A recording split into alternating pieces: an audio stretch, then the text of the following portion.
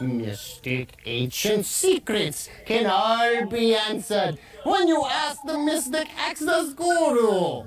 That is I, the great exalted one. I have come across 3 astral projections through the god plane and the hero metamorphosis to give you the knowledge you deserve. Hey guys, how is everybody? Hey Lindsay, hey Ender. I just realized that this should have been yesterday, but I got caught up in shit and couldn't do it. But we're doing it today. So what we have is this clown and a little bit of Flat Earth Dave. So this is Darius J Wright. He will explain why the out-of-body state is very different from remote viewing, which also doesn't exist. Remote viewing is a structured perception method often taught and practiced through intelligence agencies. It is controlled and limited. Out of body is far more superior because you are taking your soul 100% out of the body. This allows direct access to perception in the same way awareness functions after physical death. Yeah. So, hey George. So The men who stared at goats was made up. It was fiction. Sorry, Darius. everybody, don't focus on me anymore. Just focus on yourself, getting yourself in a relaxed state. So this is remote viewing versus out-of-body state. He had an interview with, or he was interviewed by Dave, Flat Earth Dave, but turned out the interview was just Dave mirroring this guy's video for an hour and a half. He wasn't in it. I'll show you how easy it is to begin to tap into what they call leaving your body, but the very, very fundamental stages of this. This is like foundational baby steps of just people put remote viewing out. That sounds interesting, Ender. That's the pinnacle of things. It's not. Remote viewing is really just the beginning stages of accessing things. You know, for people that have had the 100% conscious, full out of body state, they'll test that there's no comparison between remote viewing and that full out of body state, because it's no different from a near death. But this still this is still leaving your body in a sense, because your consciousness is still projecting itself out of the body to view something that your physical eyes can't see. Does that make sense? Yes. No, it doesn't. No, it doesn't. Right. Is there a certain heart rate you need to have in order to do this? Because I can't seem to get mine under 51 when I sleep. Yeah. So when it comes to the heart rate, that's a good question. Now, there's people that have pacemakers in here that has had the out of body state, no issues at all. And so it's not derived on the heart. Hey, biggest doggus. See, my question would be, is there a certain type of pajamas I should use or I should wear to bed to make Santa Claus show up faster? That would be a better question. Right. Yes. If you don't have any physical elements, then if you could get the heart rate low, you're basically shut the body down. The thing about it, if your heart rate drops to 0, you're dead and you're leaving the body. So if you could lower the heart rate lower, with no physical elements, then you will enter this vibrational state to leave better. You could say, I have a very low heart rate naturally. You could say, okay, well, that's because I'm athletic, I'm in shape or whatever, but my heart rate is around 40 beats a minute, and I can get it down to as low as 29, 25 with doing this. Now, when you hear that, you may think, well, I can never do that, so therefore I'm not going to leave my body. And people have left their body without lowering their heart rate. It's all about getting the brain into a certain state. But if you naturally have a low heart rate and you can lower it further, then that's just going to quicken this whole. So in a search The AI overview says a dangerously low heart rate, or bradycardia, is generally defined as a resting heart rate below 60 beats per minute that causes symptoms due to insufficient oxygen delivery. While 60 to 100 BPM is normal, a resting heart rate under 40 to 50 is considered severe and often dangerous, especially if accompanied by fainting, dizziness, or chest pains. So, yeah, this guy's completely full of fucking shit. Practice, essentially, of being able to achieve that. Chances are, if you lower your heart rate to that, you start fucking hallucinating. Sort of like seeing flower blossoms when you're drowning, when you have carbon dioxide asphyxiation. This. Yep. Alrighty. So I got that all the way up. Is my mic's up?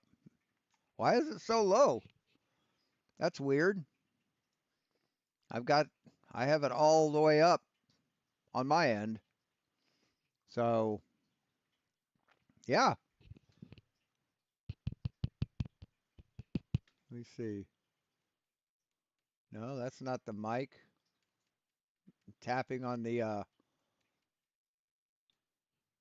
no.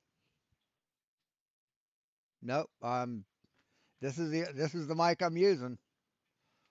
So I don't know. What about aliens? Will they come to this Earth, flat Earth, or not? This flat Earth? Aliens are already here. No, they're not. I mean, They're already here. no, I mean more visible, as in different shapes, more visible. Not not hiding behind a person's persona, just as a real, Hey, Hollywood Crater. How you doing? Good to have you here. huge monster or whatever. No, I got you. I feel, based off everything that I've seen so far, a lot of things in that manner will be presented to people. You see, we think of ETs, and the moment that you think of ETs, people think of gray aliens or Palladians, and this is what they think of. But they're missing the concept that ETs are also the mystical beings, dragons, fairies, mermaids. Those are all extraterrestrial. No, those are not real. Those are not real, man. They're myths. It's stories that people made up. They're all here. The thing is, what's actually here more than anything else is actually ones that look exactly like humans, but you wouldn't be able to know that they're extraterrestrial because they blend perfectly in. You know, they blend in with humanity, and they are actually working with a lot of the structures here right now. But we'll go on to the next one. I have a question about dimensional spaces versus real things that we're viewing. God, what a fucking piece of shit. What a full of shit motherfucker. So then as I'm looking further into his channel, I find Life and Beyond. Actually, let's watch this one first. This is from Darius's channel.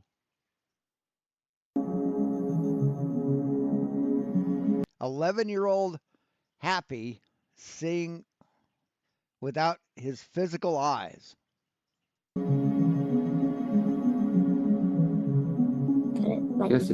So he's got this blindfold, right? He's got this blindfold, this plastic thing, and it's got foam. If foam is thin enough, you can see through it, right? You can see through it. And when you have foam on your your nose, if you look up, that foam right there, the edge of the foam, is really, really thin. Hey, Cygnus. So watch what the kid does. Oh, I'll show it to you as well. Okay, what's that one? 6. And do you want to say what suit it is as well? What shape it is? Yeah, 6 diamonds. So he keeps moving his head so he knows where to look. It's going to be the next one. And why are they having to? Why don't they do it like this? Why are they showing him the card? Because I mean, no, this isn't Fallout, dipshit. What are you talking about? So if he can see through that thick plastic, right? That plastic's probably 5 millimeters thick, and the foam. Why can't he see through the back of a card? I mean, if he could see without his eyes, he should be able to see that, right? So she has to show it to him, right? There's 2 of clubs. Yeah. Right. So they're just lying their ass off, trying to be important. Trying to be important. Fantastic. See how he's lifting his head up so he can see the card better through the thin foam that's across his nose? 8 of diamonds.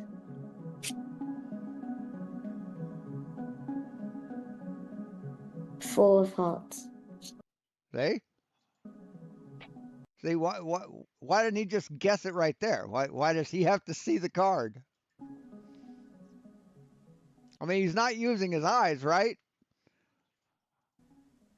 7 of diamonds. 8 of spades. Been training since he was 7 years old to master the ability to see and project his consciousness beyond the limits of physical sight. But yet, he has to have a card facing him to be able to read it, right? Huh. Hey, Steve Green. Yeah, you can see him tilt his head back so you can see better. But gullible pieces of shit will look at this and go, oh my God, it's amazing. Widen that vision and tell me the colors you see. There's loads blue here. Yes. Yellow here. Yes, very good. That's yellow, Green. perfect. Show me the green. That's very good. Amazing. So he's pointing to yellow, blue, purple, and green. And oh, that's the green. Good job, buddy. Point to the green for me. Watch. Point to the green. No, that's blue. See, he's pointing to the blue. That's the blue he's pointing to. Yes, very good. No, it's not very good. It's not very good. That's blue. He put his finger on the blue. Point to the... See, I think another thing is he's seen this picture so many times that he knows where to point. Roughly. Blue for me. No, that's dark blue. That's like a light purple. Yes, well done. Sailing. But no, that's purple. Sailing. Well done. As it was crawling up the wall, the thread of the web broke and it... Oh my God, a kid can ride his bicycle without seeing, right? Yeah, you don't need eyes to ride a fucking bicycle. Well done. Fantastic. You're doing amazing. Just put him on an obstacle course. Put a few cones there, right? Put something in his way and see if he can see if he can ride around it. Well done. Keep going. I'll hold the bike for you. Go and give Daddy a high. It seems to me that if he was riding on the grass and he was seeing without seeing, that he wouldn't have veered toward the road, right? Fine.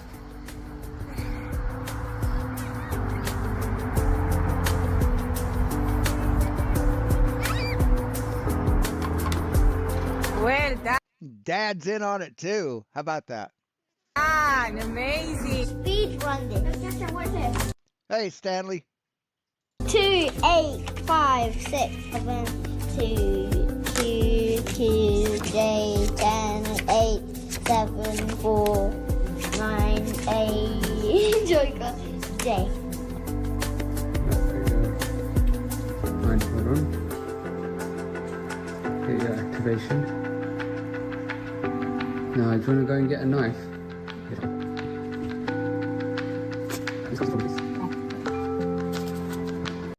See, he keeps, or maybe it's a girl, I don't know, but they keep having to look in the direction of where they're picking stuff up or where they're pointing stuff. But he should be able to do it like that. Just say, there it is, without looking, right?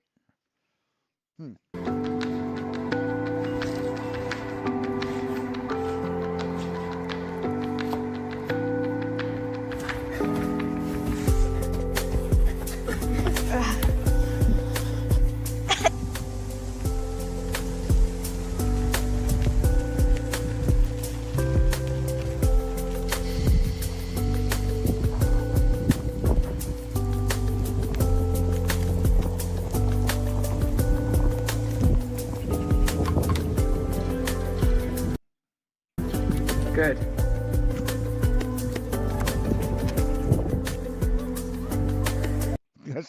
Let's see what we did on this obstacle course. Good. Hey, Westside, how you doing? Hey, Hanzo.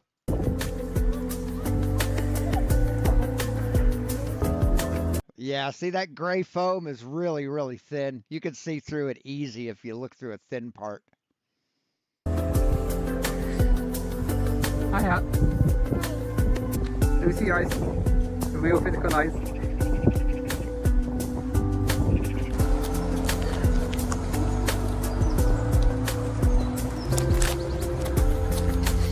Alright, you have to go and find B now. I'm going to spin you. So the whole family is just corrupt as fuck. These are fucking clout chasing pieces of shit who pulling a scam on people. Ready? 1, 2, 3. Quite shy, so I just please be mindful of that. Yep, I'll give it to Happy just to introduce himself first.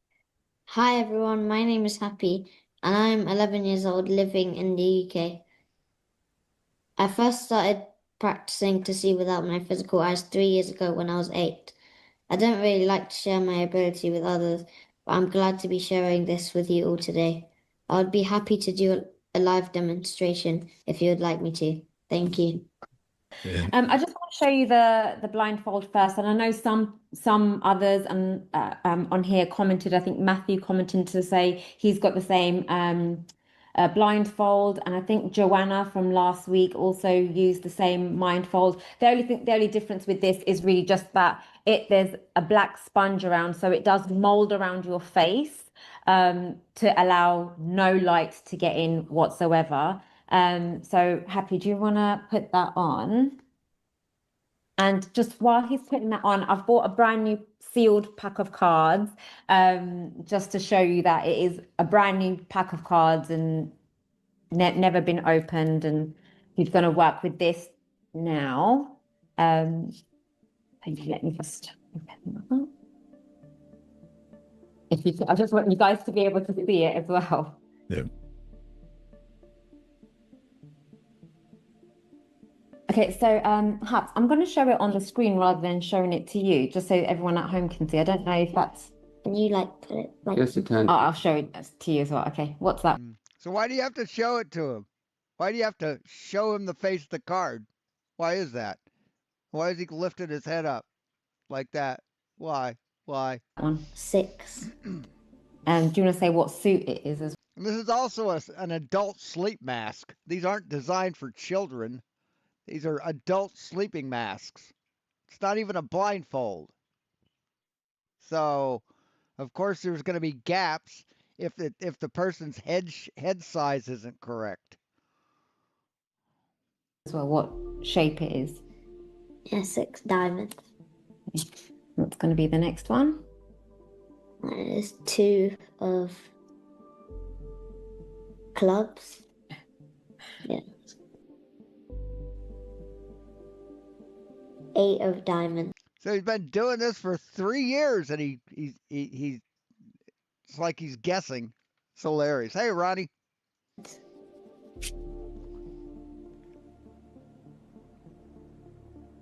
4 of hearts. Just lying their asses off. Trying to fool gullible people. Ball. Maybe like with like, it looks like a tennis ball, but like red, and a little. Just, it's a fucking con. So, next.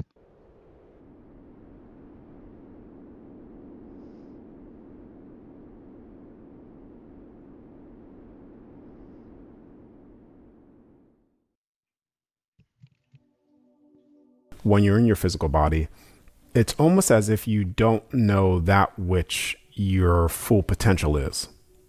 And because of that, and you're only bound to these physical senses, you're unaware that we...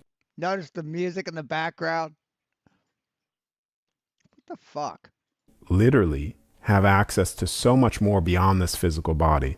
So it's hard. So we're done with this. Anyway, we've got a interview with Angels of Light with Flat Earth Dave. Oh yeah, it's a hell of a grift. Just another form of snake oil. Good to see you. I feel like it's Groundhog Day. And here we go. Yeah, we got a few minutes before the kids come in. They're very excited. So looking forward to chatting with you. I mean, there's all sorts of stuff we could chat about. Yeah, we it's cold out here, but we powered through. So we get the full 45 in minutes, I should say. We're going to talk about seasons. That's a good one. We're gonna bring up a couple. Oh, yeah. Things. Yeah. And then I want the kids to interact, and I've got a couple of different ideas. Let me ask you a question. Do you see like kids talking about flat Earth more than previously? I don't know about that. I mean, just because, and you know, we talk about so many things here, and a lot of what we talk about tend to be very, you know, current events focused, like, hey, what's going on in Minnesota, you know, that kind of stuff. But it would be interesting to, you know, and I just shared with them that your concern is that, you know, when by denying the flat Earth, that this is a gateway to other things that they're not being exposed to. You know, I think that would resonate with them. I think they are curious as to how they get information, who's presenting it, is it reliable? Sure. You know, because they do so much on social media and internet, and you know, I mean, we teach them in schools, you know, use multiple sources, credible sources, and all of that. But still, I mean, I think they do have an interest in, okay. So who's this dumb fuck here? Why is he a ghost? Why is he? Why do they have the transparency turned down on his camera or on his thumbnail? How do we know what we're presented with is real? It's true. David, does your school follow the general curriculum like that public schools follow? I mean, your class, not so much, but other classes? Yeah, I would imagine. Yeah. Okay. I mean, I'm not an expert on the science curriculum. I'm not sure the progression there. I think it goes physical science, biology, chemistry, physics. I think that's the general outline. I mean, there's some electives as well. I don't think astronomy is one of them. It could be. I don't know. So you said physics, astronomy, biology, and what was the other one? Chemistry. Chemistry. So nonsense, complete nonsense, utter nonsense, and chemistry. Well, I think, yeah. I mean, God, what a dumb fuck. if you want to go there and all, I think the kids would be. I can't tell you how many kids come in. These are seniors, right? These are seniors. Yeah, they're seniors. Yeah. It's funny because how many of them come in and they're pulling out their hair over physics work or chemistry or whatever. Yeah. So from just even that alone, kids are going to risk. I'm gonna ruin or make their day. I'm not sure which one it is. We'll see. Again, who the fuck is this guy? Is he a teacher? If he is, he needs to be fucking fired. Yeah. But no, it's always good to have both of you on here and all. And it's just, I think for the kids, it gives them an opportunity to think here. So, and hello, come on in. You can go to the restroom really fast. Go fast. David, how big is it? Will they be able to see this? Plenty big. Yeah, it is. I'm projecting you on a big full screen, TV thing, so they'll no problem seeing you and hearing you. So, yeah. And you remember Angels from last time? Angels. Yeah. And thank you for.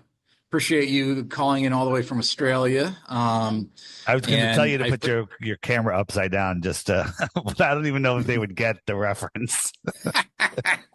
I think you'll have some good conversation. I know the kids were asking a lot of questions. The usual. How why don't we fall off the side of the earth? Yeah, exactly, Biggest. Will they be able to see my advertisement? What a fucking clown. Is there a solar system? What is the sun? What is the moon? What about tides? What about gravity?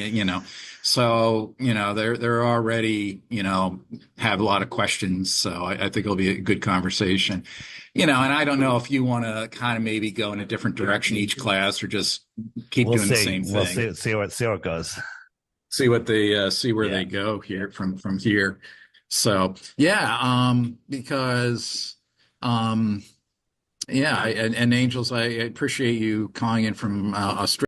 I'll be right back. This is funny.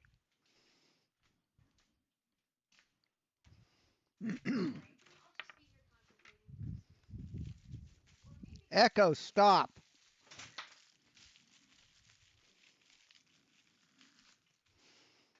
So, a day, might have been 2 days before I cut all my hair off,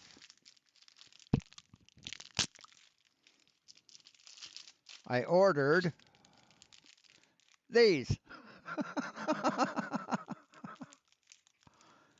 These are supposed to be good. They're carbon fiber combs. I don't know about that. I think they're just plastic. But yeah, they look like good combs. But yeah, I ordered those before I cut all my hair off. Pretty funny. Australia, are you near like Sydney or in Melbourne or are you? I'm in Melbourne. Yeah, I'm in Melbourne. Yeah. Okay. All right. Well, is the Australian Open right now taking place in Melbourne? I believe it is. Yeah. I'm not really into all that tennis stuff, but yeah, I believe it is. Yeah. Hello. So, good morning. Yeah. And let me do this here. I'm going to flip around our Letter Dave and Angels of Light. And there we go. Okay. So everybody say hi. Come on. Let's do it again. Everybody say hi. All right. Yeah. All right. So go for it. Hey, Steve. Thanks for having us on. We don't have a lot of time here. Do you guys raise your hand if you guys are familiar with the movie Groundhog Day with Bill Murray? Raise your hand. Anybody? So Groundhog Day, for those of you that don't know, is a show where every day he wakes up and he has to start over with every relationship, everything he's done. This class is Groundhog Day for me. I get it 4 times today, and all the years I've been here in the past, everything I've taught those students doesn't matter because you guys are new students. You're new seniors. So it's literally Groundhog Day. It's What in the fuck are you talking about, Dave? What the fuck? unbelievable. I have 45 minutes, less than 45 minutes, to tell you that the last 15 years of your indoctrination, you taught mostly nonsense. It's not indoctrination, motherfucker. It's education, something you didn't get. Now, maybe not this class, but most classes are complete and total nonsense. But it's not your teachers lying to you. Your teachers aren't lying. Your teachers are excellent at memorizing and repeating what they were taught. And if you do, I mean, this motherfucker, whoever's class this is, this motherfucker needs to be put in jail. If I was a parent of one of these kids and I knew this was happening, this motherfucker would pay. do that perfectly, you can become a teacher also and teach it to the next generation. So it's a little scary. It could be a little scary to say, why is the world teaching us untruths? And the question is, you got to look at this for yourself. They aren't, you dumb fuck. You're a lying sack of shit, Dave. And I tell you, don't believe anything Angel and I tell you today. You got to take the time and go look it up yourself. You got to go. Right. That's what school's for, asshole. That's what physics class is for, you dumb fuck. They're in the process of looking shit up. And you know what they look up? They look up the fact that you're a piece of fucking garbage. Go figure it out yourself. You have to verify everything. Angel's in Australia. And what have you verified, motherfucker? What has Dave ever verified? I'm in Connecticut. Is that a fact, or do you just believe it? All right, you don't know it, right? If I asked you, can you name 5 former presidents? You probably could, from your indoctrination. But the question is, if besides the presidents that you've met in person, do you know if any of the other ones were even real? I mean, they probably were, but you. Yeah, because it's in our history, stupid. You dumb motherfucker. This is just gaslighting. He's gaslighting kids. Don't know, right? I used to be the president of the United States. Did you guys know that? I was the. No, you didn't. No, you didn't. You're a liar, Dave. President of the United States. So now you just took that information and you stored it in your subconscious as false information, no need to verify, and that's it. The next time someone says. Right. So you just lied to them. You just lied to him, Dave. Fucking Christ. Name a president. In a fleeting thought, you're going to Flat Earth Dave said he was president, but that's not even close to being possible. And you're just going to move on. So the way we deal with reality is based on the way we see the world is based on what we were told. So when someone tells you about the earth being flat, you're immediately going to go back to all the stuff that you stored in your brain as truth. Now, when you're under 7 years old is when you're taught the globe religion. That it's not a religion, stupid. You are taught all of these things and you store them in your mind as absolute truths. And then everything you ever watched on TV, movies, Disney, everywhere, it's all reinforcing all of that. Right. So the question is, when one of the questions was asked, how do you fall off a flat earth? How come no one's ever fallen off? There is no edge that we're aware of. You can't fall. No edge. So this is not real? Because this has a fucking edge, Dave. Off a lake. Water needs to be contained. You can't fall off a lake. You could fall off a spinning ball in a space vacuum, which is scientific. No, you can't fall off a spin. What the fuck are you talking about? Scientifically impossible, right? So one other thing is people are born trusting, right? You trust people. You trust your teachers. You trust your parents. Listen to this fucking indoctrination bullshit he's spewing. Well, guess what? Your parents once told you that Santa Claus comes around and delivers presents to all the world, a supernatural event. And he brings these presents everywhere. And you believed in this until maybe you were 6, 7, 8, 9 years old, whatever. And you found out not only are your parents lying, but supernatural can't be real. That's where they fractured your mind. And that's the beginning of the indoctrination. Your parents. No, Dave, that Santa has absolutely nothing to do with the shape of the earth, fucking fuckwit. Jesus, this motherfucker. didn't do it intentionally. It was done to them. It's a tradition, and that's just how we go. So belief is the enemy of knowing. Belief is easy. Dave's in Connecticut. Right. All you have is belief, Dave. You don't know anything. All you have is belief. You have absolutely no proof of anything you believe. So yes, belief is the enemy of knowing. Angels in Australia, and that's it. No more work to do. You can go out and play Xbox, do whatever you want, take a nap, doesn't matter. But if you wanted to take the time and verify where we are, you could probably do it inside of a day, but you'd have to take the time and effort. And most people just don't want to take the time and effort. So I'm going to go into a couple quick things, and then I want to hear from you guys. I want you guys to tell us why you believe in the globe religion, right? When I say religion, it is religion. Now, we're told that boats go over the horizon. Bill Nye, the lion guy with the bow tie, he programmed this into you. You've probably seen this video where a boat goes over the curve and it disappears from the bottom up. And you're saying that's why boats disappear from the bottom up. And whoops, hold on a second. Yeah, boats disappear from the bottom up. So that's a belief you have, but you never were taught that there's other reasons that boats disappear from the bottom up. No, there are no other reasons why boats regularly disappear bottom up, Dave. You're a dumb fuck. You're an ignorant little man. Right. So here is just a little example that I made.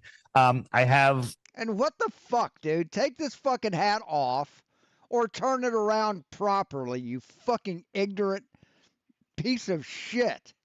He thinks it makes him look younger to wear his hat backwards, but it really fucking doesn't, Dave. I have these little figures here. They're on a flat table. And if you notice, this one is higher than the first one. This one's higher than the second one. No, they aren't higher. They're the same height, Dave. They ramp up just like in reality. We see the ground ramp up and the sky ramp down. This is just perspective. You know from experience that this table is flat. But if we were on a ball from your position. Right. If we were on a ball, this table would be curved, Dave. Same way as an overpass. The ground is curved. Position you're on the top of the ball for you, and everything is down and away from you. Nothing should rise up. It should just go down and away. And how big do you think the earth is supposed to be if it's curved, Dave? Size of a fucking basketball? Good fucking Lord. So if you you stand on an overpass that you know is obviously curved, is the ground going to ramp up in your eyesight? It most fucking certainly is, Dave. And as I raise the camera up, they're still higher and higher and higher, higher and higher and higher. So if we look here, So he doesn't fucking understand perspective at all. Not one little fucking bit. Switch to a ball now. Right. See, look, this big. It's this big. It's like the size of a beach ball. Right. So if I zoom in, you can see that this guy is behind the curve, just like Bill Nye showed you. You can understand that. A 5-year-old can understand that. But when you really look at what the horizon is and why things disappear from the bottom up, you'll have a whole new understanding. If you look at the water here, the water's ramping up. It should be going down and away. It should be going down and away. It is, Dave. Just the earth is so far.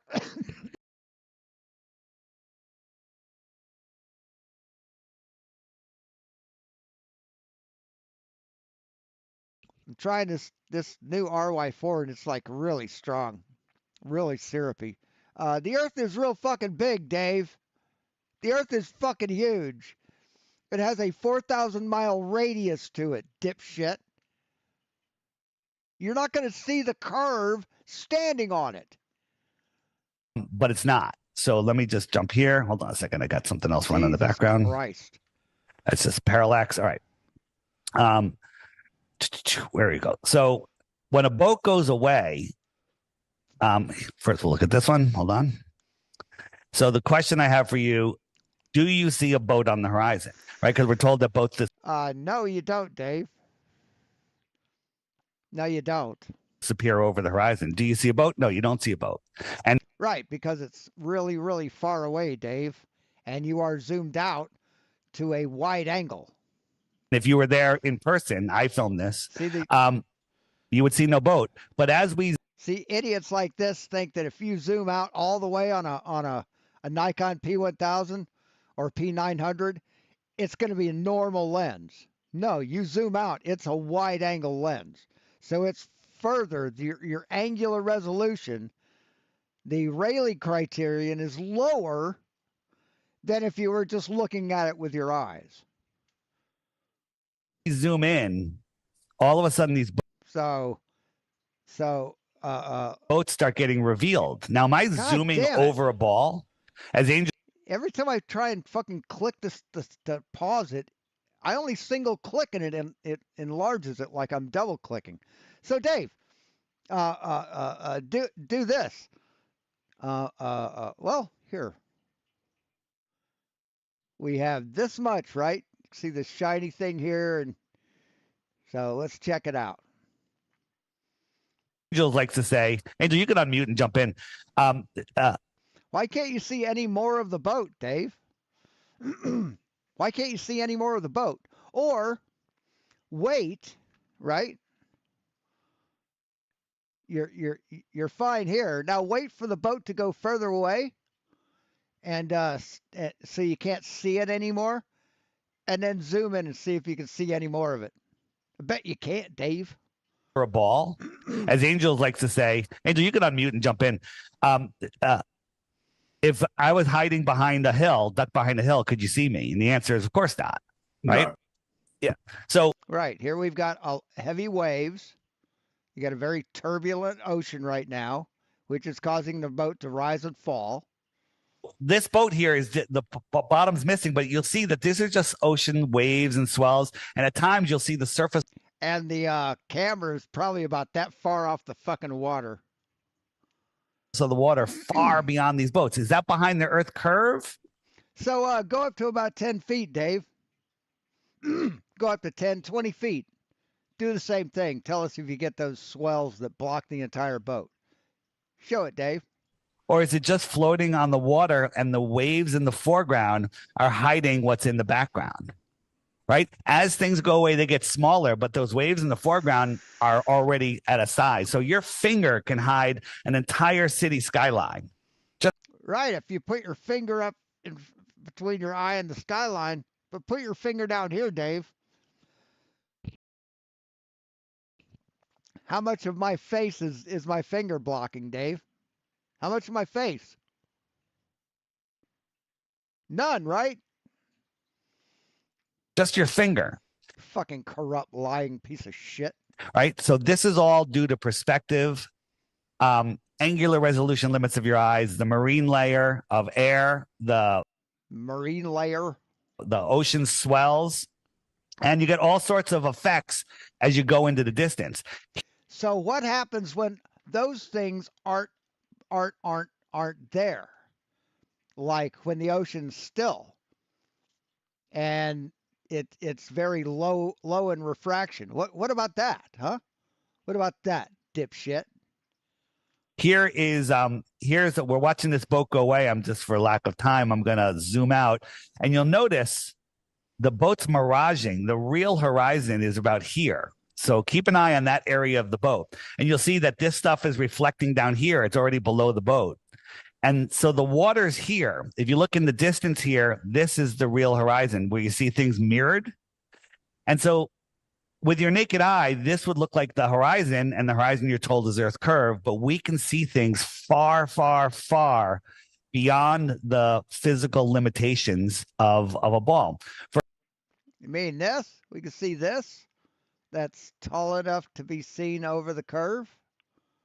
Yeah, of course we can. We can see stars that are thousands of miles further, Dave. But yet, when a boat gets too far away, we can't see it at all. Isn't that weird? Or the sun. When the sun gets too far away, we just can't see it. Even though it was that big before we couldn't see it. And there's stars that are twice as far away that are only that big. So how does that work, Dave? How does perspective work on your flat Earth? Do bigger, brighter things disappear before smaller, dimmer things? Stuff closer to you disappears further than things that are further away? For example, you couldn't bring me a gallon of water without a container, right? Yeah, I can bring you a gallon of water without a container. I can take a fan and blow a cloud near you. You don't think there's gallons of water in a cloud?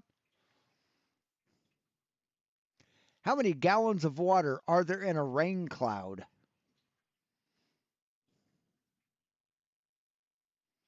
Average cumulus cloud, about 1 kilometer cubed, contains roughly 250,000 to 1,000,000 gallons. So yeah, I can bring you a gallon of water. You can't bring me a gallon without containment. It's called a cloud, motherfucker. of water without a container because it needs to be contained. Here's a lake. No, water does not need to be contained. No, it doesn't, Dave. And it was at rest. It lays flat, and when it's frozen, it freezes flat. We got a camera 6 inches off the lake, and in the distance, we put these 4 lights at a foot off the lake. Right, 8 miles. So this one right here is 1/10 of a degree of curvature. Right, this point here, it's representing 1/10 of a mile of or 1/10 of a degree of curvature. This is a little more than 1/10 of a degree. So what the fuck what are you talking about, Dave? So you've got less. You have 1/10 of a degree of curvature. How much do you think that's supposed to hide, Dave? 8 miles, 7 miles, 6 miles, and 5 miles. Now, Bill Nye, the lying guy. And with refraction, guess what? Guy with the bow tie told you that the Earth is so big that it just looks flat. But yeah, that's the truth, Dave. Yes, the Earth is so fucking big it looks flat. Like this.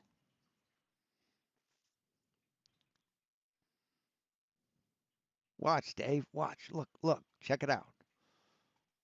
Check this out. What does that look like, Dave? What the fuck does that look like? Does that look flat to you? You dumb fuck. Of course it does. According to their math, the globe math, the globe Earth curve calculator, which is based on the Pythagorean theorem, which is one thing that. No. The Earth curve calculator isn't based on the Pythagorean theorem. Sorry, Dave. You are a dumb motherfucking liar. You were taught in math that is probably useful, with an added amount of crazy non-real refraction that the globe. Crazy non-real refraction? Huh. Is refraction real? Yes, refraction is real. Measurable and everyday physical phenomenon. Is a real, measurable, and everyday physical phenomenon. Is the bending of light or other waves like sound or water as it passes from one transparent substance to another caused by a change in speed. This occurs because light travels faster than the air in denser materials like glass or water. So yeah, Dave. Yeah, your imaginary refraction. That's what your glasses use, asshole. Globe zealots like to use. This fault light should be 30 feet, 22 feet, 15, and 9 feet below the Earth curve. But they all show up exactly on what we call the horizon. So there's 2 explanations. We have the flat Earth explanation, camera looking at 4 lights on a flat surface. The globe explanation is camera at 0.88 miles away. How far do you think this is, Dave? How far do you think this represents? This is like hundreds of miles, man, from here to here to scale. What the fuck, Dave? What the fuck are you talking about? Away, that's at 6 inches. The horizon is less than a mile away due to the alleged Earth curve. That's the tangent of their view, and anything below that line would not be visible. So this one is. No, that's not right, Dave. That's a lie. See, because of refraction, we can see things that are below the horizon. It's because of refraction, but you ignore refraction when it suits you, don't you? Fracting up the perfect amount, the more perfect amount, and a bigger perfect amount. So it's completely out of scale. Dude, this is like thousands of miles, man. Stop and appear at your eye level. Oh, so funny. None of them refract up higher. None of them refract up lower. They just perfectly stop to trick you into believing the earth is flat. No, the light you're seeing, it radiates all around, Dave. And when it diffracts on the water, you're going to see it. You're going to see it glint off the water. You're a fucking moron. One of those explanations is crazy, and the other one is it just is. And you'll see. So then you should be able to see these lights at 100 miles or 200 miles, right, Dave? Right? You should be able to see the person standing there holding the light, right, Dave? But you can't, can you? You'll see that we can see too far. Here's a shot across the lake, 80 miles. Angel, what's the curvature at 80 miles? Look that up real quick. About a degree and a third. It's a degree. It's 1.3 degrees, Dave. Yeah, right. No worries. Yeah, at 80 miles, there's a couple miles of curvature, I think, and like with your naked eye, you can't see it, but no, there's 80 miles of curvature, Dave. There's 80 miles of curvature in 80 miles. There is 1.3 degrees of curvature in 80 miles. With our super zoom cameras with infrared, we can zoom in and see these things. Now, infrared doesn't do anything that visible light doesn't do, Dave. It doesn't refract any different than visible light, Dave. Jesus Christ. Good. 4,260 feet. 4,260 feet. So that is the tallest building is not 4,000 feet tall, right? And here's one, and then I'll toss it over to Angel for a little bit. This is we got 2 oil rigs here, 6 miles and 10 miles away. The camera is just 8 feet off the ground. The horizon, according to globe math, not flat Earth math, globe math, should be 3.5 miles away. So the horizon should be no. The visible horizon is further than that, Dave. As seen in this. So, yeah, if this was a flat Earth, then this horizon wouldn't be distinct. It would just blur out. Way down here, which means that we shouldn't be able to see the surface of the water anywhere beyond the horizon because the water is the surface would be dipping behind. But not only can we see the water here, we can see the water in between, and we can see the water for miles beyond it. Now, does that mean the Earth is flat? No, it doesn't, Dave. It means refraction's real and the Earth is curved. Well, it either means the Earth is flat or the Earth is 1,000 times bigger than they tell us. No, it's not, Dave. See, you ignore refraction when it suits you. You're an idiot, Dave. You're a liar. But even at 1,000 times bigger, there would be curvature, and we have observations that would just blow that away. And no, you don't, Dave. You don't have any observations that blow that away. Any observation you make is done on a spherical Earth, you dumb motherfucker. It's 1,000 times bigger than everything they tell you about space is fake because all the calculations are based off the radius of the Earth. What's the radius? A line from the very center to the surface. It's under 4,000 miles, 3,959 miles, right? Yeah. We'd have to have a radius of like thousands of miles, like 4,000 miles to make observations like this. We'd have to have a radius of like 4,000 miles to make observations like this. Well, you know what? 3959 is about 4,000 miles, dumb fuck. So, welcome to the globe. If the Earth was a sphere. So, the question you're going to ask is why to lie? Yeah, why are you lying, Dave? Why are you gaslighting these fine young people?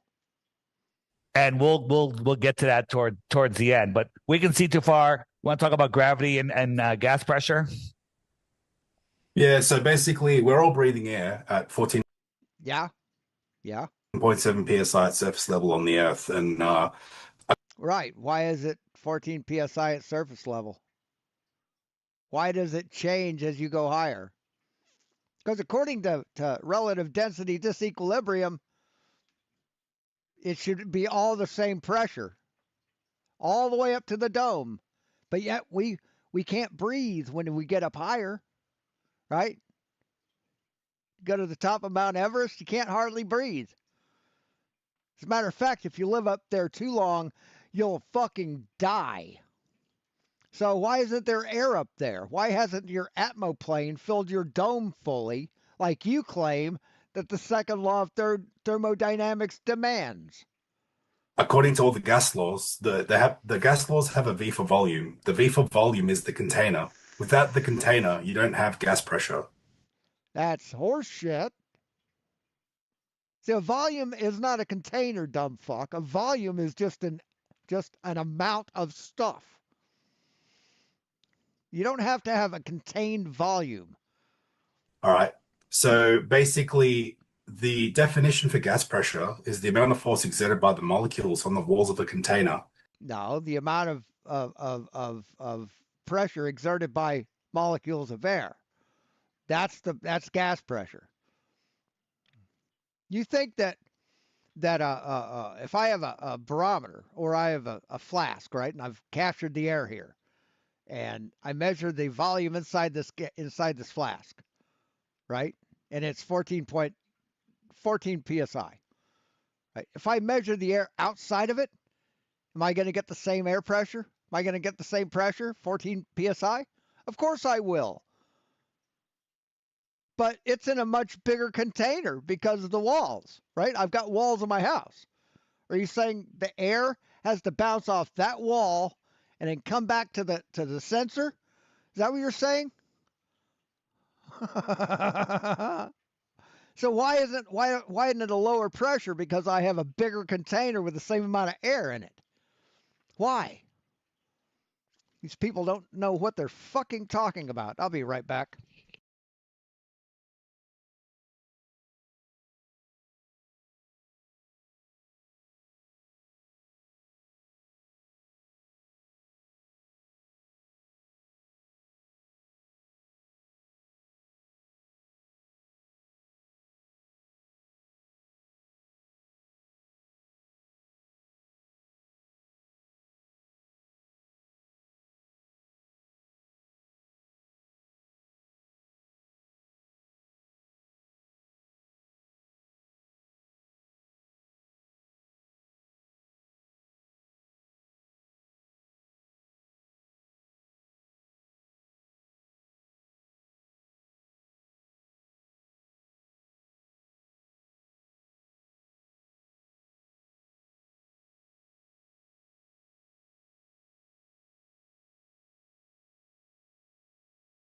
And gas pressure seeks equilibrium. Basically, if we get a chamber of gas, okay, and then make a vacuum on the outside of that chamber, remove the container, all the gas will escape violently into that vacuum. So the Earth is claimed to be in an infinite near perfect vacuum. Adjacent, we're just sitting adjacent to it. There's no barrier. That's the second law of thermodynamics violation. If that was No, it's not, dumb fuck, because we have gravity that holds the atmosphere to our Earth.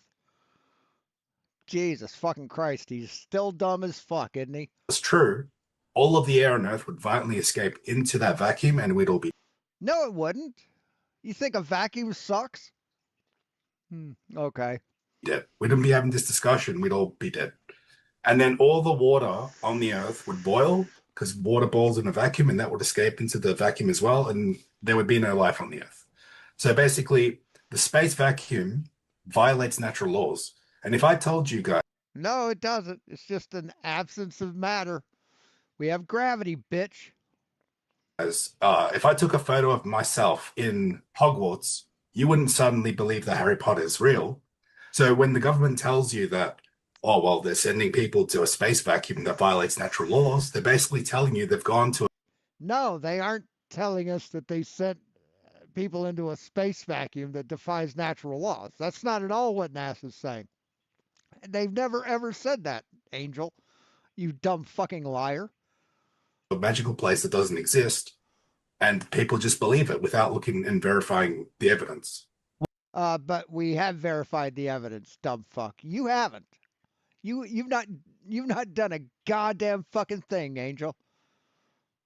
When you tell somebody about the gas just taking off, the only explanation they have is gravity. Gravity. Yeah, gravity, motherfucker. Yes, gas has mass. Mass attracts mass. The Earth is a huge mass. Gravity. Holding the air down. But I can take a straw with the weak low pressure system of my mouth and lungs. I could pull water and air up and away from gravity effortlessly. Right, because you think you're pulling that up into your mouth? No, motherfucker. The atmosphere is pushing that water up into your mouth. That's what's happening, Dave. The atmosphere is pushing the water into your mouth. That's the way a vacuum works. It's the way a vacuum cleaner works. That's how a siphon pump works. You are too dumb to fucking live, man. Now, there's a thing they don't teach you in school called electrostatics. Here we have some helium balloons. Oh, they don't teach electrostatics in school? They don't teach that, Dave? And I got just a button here, and it's like 2 inches off the floor, neutrally buoyant, and that wire goes to a Van de Graaff generator. Now, the Earth has a neutral or negative charge, and the sky has a positive charge. Those are things that are testable. And so positive and negative attract. When we add with the Van de Graaff generator a higher positive charge, it goes down. Now, did we change gravity, or did we just change electrostatics? You did an experiment in electrostatics, Dave. That's what you've done. That's all you've done. You haven't disproved gravity. Discharge it, it goes up. And we can. So if I can take a magnet and pull a magnet off another magnet, does that mean magnetism doesn't exist? Of course not. Do the same thing. If we add a negative charge into something, it goes up. Right? These are electrostatics. This is the military has airplanes that use this for lift and propulsion. No, the military doesn't use this for lift and propulsion on any vehicle. Add a negative charge into something, it. Let me see. I have to look up something. What kind of charge is on lightning?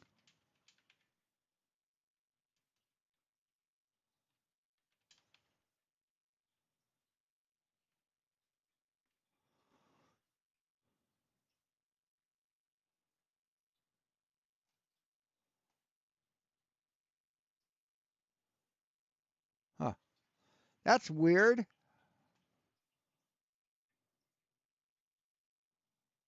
I didn't know.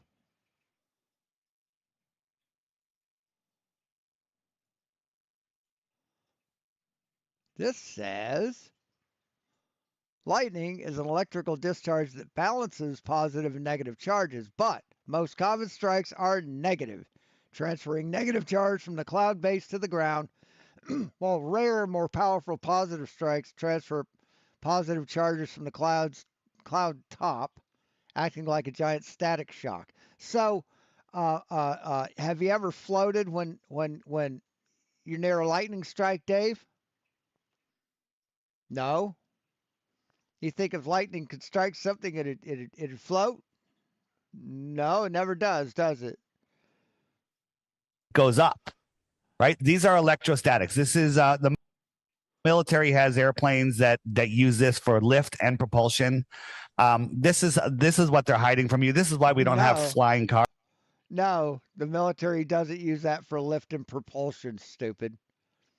Now they may be experimenting with it in space as a propulsion device, but there are no vehicles that use this in real life, Dave. None. Everybody should have this technology to be able to get around, but they don't want you. Hey, Lisa. Having this technology. So again, gravity, even the globalists say that the electrostatic force is 10 to the 36. Fucker. I click on this once and it makes it full screen. This is driving me fucking crazy. All right. Thanks, Lisa. Thanks for stopping by. Power stronger than gravity, right? I don't believe that, but this is what they say. You guys can't even fathom what 10 to the 36 is, right? 10 to the 36. That's 1 with 36 zeros. If I took a grain of sand and I multiplied it 10 to the 36 times bigger, you want to guess how big it would be? Big as a house, big as the moon? It would be, ready for this? 10,000 times bigger than the alleged known universe. All right.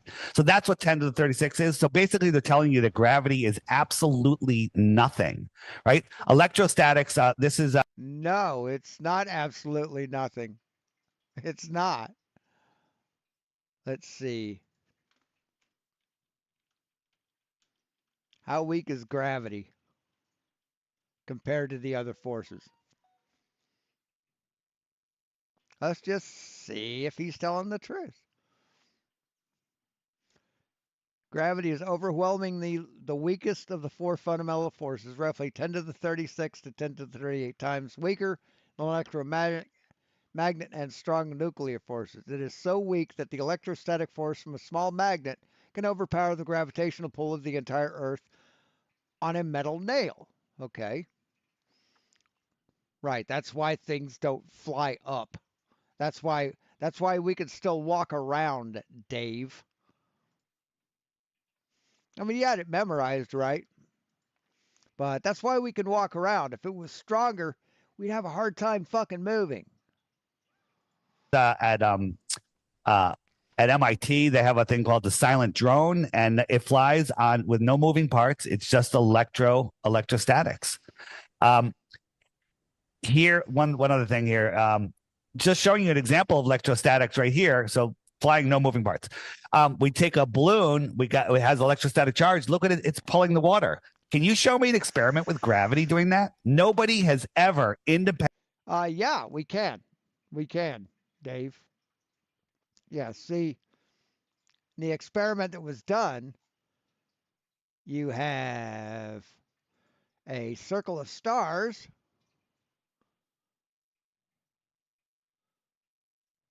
that are like this, right? I don't know how many stars there were, right? And their location in space, they should be blocked by the sun, Dave. We can see them when the sun's not there. We can see them at night. But during a total eclipse, we see them out here, Dave. We see those stars out here. What happened? What do you think happened, dipshit? Why can we see the stars out here when the sun's in front of them, but we can't see them out here when the sun's not there? Why do you think that is, Dave? independently isolated gravity and experimented with it. It's just a religion to keep you on the heliocentric ball. Good. And I want to bring up one more thing, and then I'll bring up seasons, and then we'll go to questions from you guys or proofs of the globe so we can stop doing all this stuff. Yes, proof of the globe. All the stuff you've been showing, Dave, is proof of the globe. So you've done our work for us. Angel? Yeah. Well, basically, I just want to say that the Earth, they've given us the Yeah, water can't bend. You're showing bendy water, Dave. dimensions for it. So once it actually can't be a bigger ball. We have observations where the Earth would have to be so much bigger, it would be touching the moon right now. So no, you don't. You have quantum erasers saying that based on BMLSB 69's latest video, the radius of the Earth has to be huge. But no, you don't have anything that actually says that. But you can't just make it a bigger ball because everything is based off the radius value of that globe being true. So if the radius value is wrong, the distance to the moon is wrong, the distance to the sun is wrong, distance to stars, day-night cycle, gravitation. No, the size of the Earth wouldn't change the distance to the moon. We don't base the distance to the moon on the size of the Earth. God, you're fucking stupid. Formulas, gravity itself, everything about the heliocentric model is wrong. And actually everything points to the Earth being the center of creation. Even the heliocentric paradigm. See, there you go. It's at the center of creation. What a dumb motherfucker. Would agree to that because everything revolves around the Earth. We see every day and night, everything revolves around Polaris. It goes east to west in a circle all around Polaris. So just observation alone, we see that we are the center of creation, but they want to tell you. Why can't you see Polaris? From where you are, why can't you see Polaris, dumb fuck? That's an illusion and that it looks like we're in the center of creation, but actually we're not. So I'm trying to tell you guys that you're special, you're divine, you were built here, made purposely to be on this earth, and you. See, you're divine. You were purposely made to be here. And God wouldn't make an infinite universe to make you feel insignificant, would he? The sense of creation, and all the evidence points to it. So I told you I live in Connecticut, which is true, but I'm not in Connecticut. I'm in Mexico right now, okay, which is right here. So last year, on about mid-February, I was here and it was 90 degrees. In Connecticut, it was negative 10 degrees. So 100 degrees swing. 100 degrees in Connecticut, Boston area. It was negative 10 Fahrenheit. Right. That's because it's winter time here. And Mexico has a more direct line of sight to the sun. The sun's more perpendicular to the land. See, when you have a see if I can do it here. I'll just delete all this.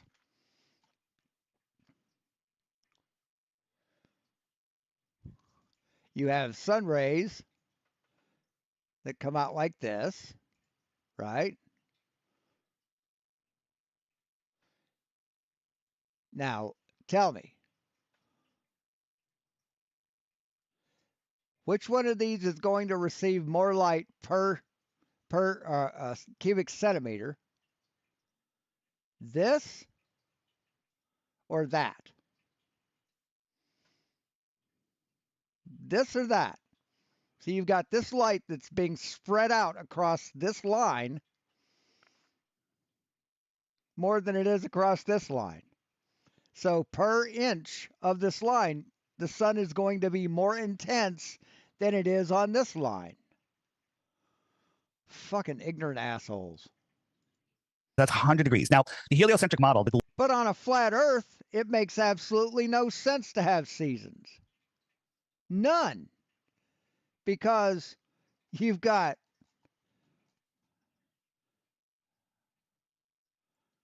the difference between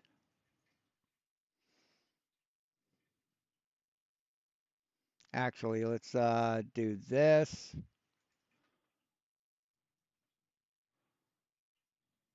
We'll put the sun up here. And we'll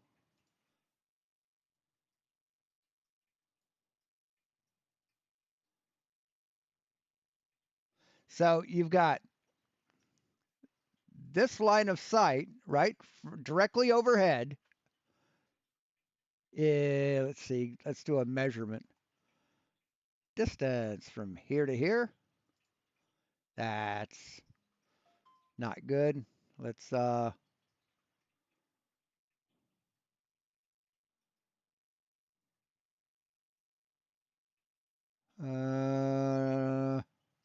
never find this thing.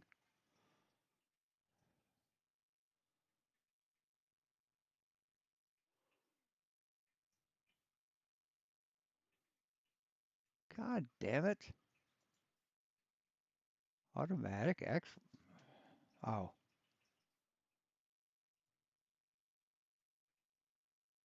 Let's go 10 decimal places. So we've got 0.01868. Let's do the distance from here to here. 0.18596. So it's like less than 0.0001. And what's the distance here? So we got 0.1846 as compared to 0.0186. So it's like less than 2 difference. 0.00002 difference. Less than that. So you're going to have to, so you have, if I put it here, as opposed to here, that's weird because the numbers don't change that much at all. So how could you have a change of seasons from 90 degrees to -3, Dave? How can you have that with a flat Earth? See, we know why we have a change in seasons. You don't. Globe model, they tell you that it's tilt to the Earth. Even though during our northern summer, we're farther from the sun, closer in the winter, it's not the distance, it's the tilt. Well, the tilt towards the sun is the same as the spin. Like the sun starts on the horizon, that's going to be any more. So Dave, take a solar panel, point it perpendicular to the sun, aim it directly at the sun, then take it and lean it back 25 degrees. Which one's going to have more power? Which one's going to put out more electricity, Dave? More tilted, and it goes up through the day. During the winter, it's lower in the sky because allegedly we're tilted away. In reality, it's just farther out. But here's the globe model. Let me try something here.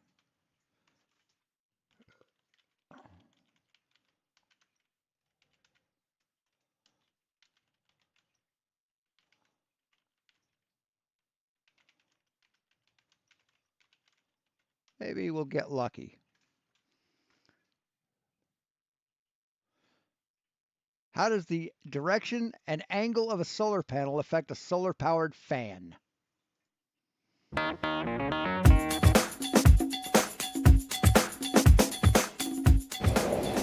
Okay, to demonstrate this, I have the fan. This is just sort of a random sample that I've pulled out of inventory and taken outside here. I'm just outside the shop, and I've got a 10-watt panel, which is standard for this kit, and we're just sort of plugged into the panel and running the fan.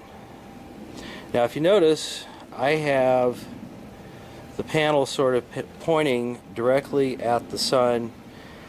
This would be aimed so that the fan is running at its max power. And to demonstrate that, we have the fan sitting here running. So what I'm going to do is I'm going to get the anemometer, and we're going to get a reading for this position to show the performance at max power point. Then what we're going to do is we're going to move the panel. And we're going to face it in different directions to show the difference in performance and why it's important that the panel is actually aimed at the point in the sky where the sun will be at the time you want peak performance out of your fan. So basically what I want to demonstrate in this video is the importance of the direction coming off of, and it's got terms of use 90. If we look at it without me and my line, so it's the performance. See on about this. If you think of our tool, how efficiently the energy facing the sun, we're just we have so 770 foot per minute. Just kind of pan back on this so you can see it, where we have the panel facing the sun directly. Another direction is really the wrong direction. We're going to aim it north, and we're with the. All right, so looking at this, looking at the fan directly, you can see we've lost quite a bit of velocity, and we're barely moving the anemometer. So let's see and move it facing the sun. At this point. Okay. So he's moved it. He's panned it around. Now, right out of the gate, we've got quite a bit of better performance out of the fan. Now, mind you, naturally. Now he's just going to lay it down. So that's about a 24-degree difference. it's just laying there. Let's see what we get.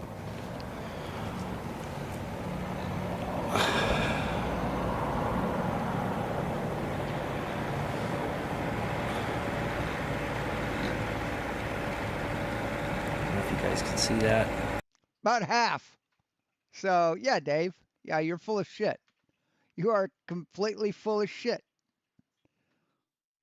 I mean, that's why you aim a solar panel directly at the sun. Because if it's at an angle, it's not as efficient. And if we account for Hey, Viz. the distance from here to here, along with the curvature, the sun is 0.00003% farther. Some stupid, unsignificant number for a 100-degree difference. But if we look at it on the flat Earth model, the sun was right here, just coming off of the Tropic of Capricorn. We'll show you that in a moment. And I'm here at the end of this yellow line, and Connecticut is twice the distance. Which model does reality reflect? A globe model? The globe model, because we've measured it, Dave. We've measured the Earth. Flat Earth is not even close to being real. Or a flat Earth model? On all the things I showed you before, which things does it reflect more accurately? And one thing that Angel, I want to bring up one more thing, and then we'll go to you guys is this one. So Angel, go ahead. Tell them what we're seeing here. Okay, so this is a photograph taken from Pisa, Italy. It's a photo of Monviso, 296 kilometers away from a 400-meter observation height. Now, if you go 400-meter observation height? 400 meter? That's 1,200 feet, dude. Or more. It's about 1,300 feet. Go to a standard Earth curve calculator that you can Google on any device. You plug those details in, and you'll find that the amount of curvature that should be between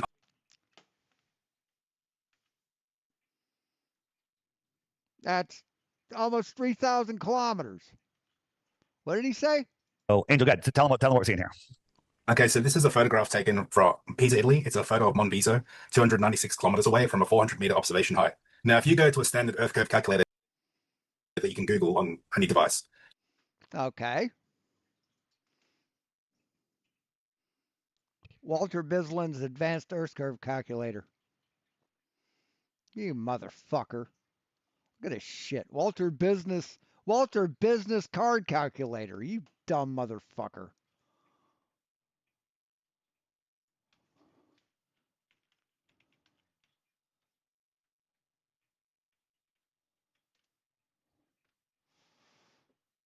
All right. So the distance is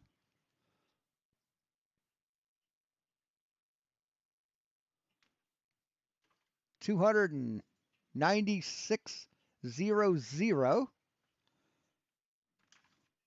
296. Is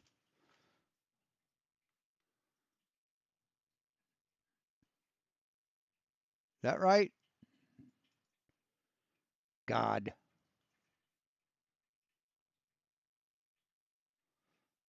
Hold on.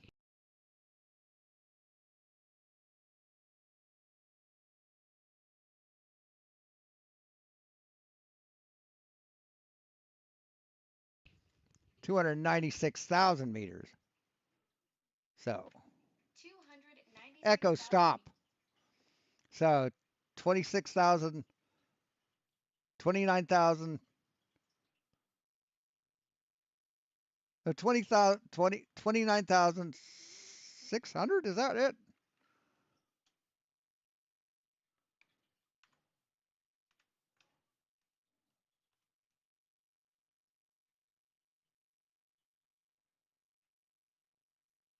Yeah. 3 zeros. Yeah. Thought so. So 296,000 meters, right? Is that right? Echo, how many meters in 296 kilometers? 296 kilometers equals 296,000 meters. Yeah. Waiting for the light to go out. I can't wait for Echo stop. Fuck me. Observer height? To you guys is Say 400 meters? this one. So Angel, go ahead. Tell them what we're seeing here. Okay, so this is a photograph taken from Pisa, Italy. It's a photo of Monviso, 296 kilometers away from a 400-meter observation height. Now, if you go 400-meter observation height. Monviso, Punto di Represa. What is the height of Punta V Represa?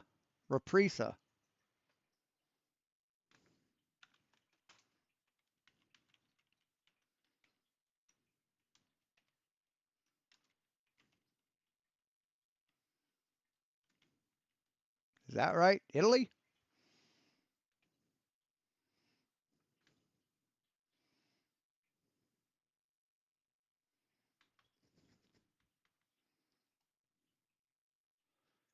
Aprisa, Italy is known as a ski resort and located at an elevation of 1,180 meters above sea level, with its ski slopes extending up to a maximum height of 2,300 meters.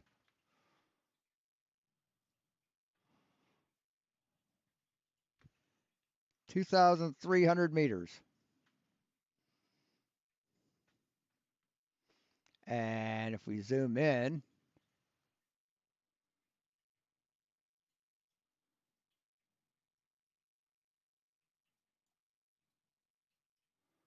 go standard refraction.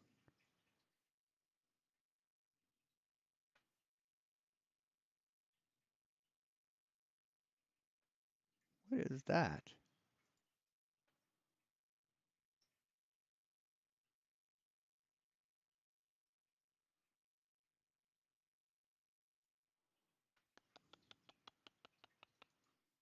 Hmm.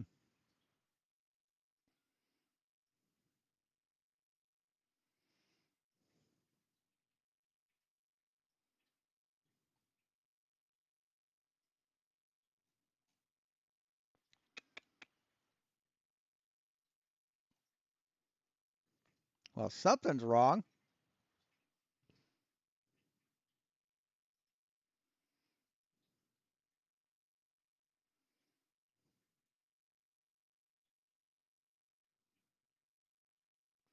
So if you work with a refractive index of 0.4, so it doesn't give any kind of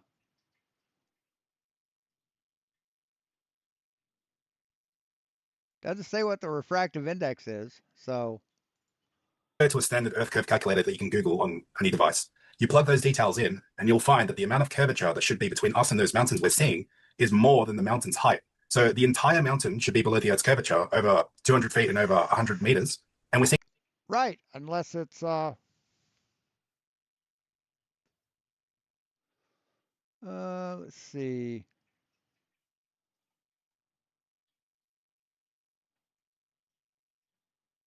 I want to see the mountains.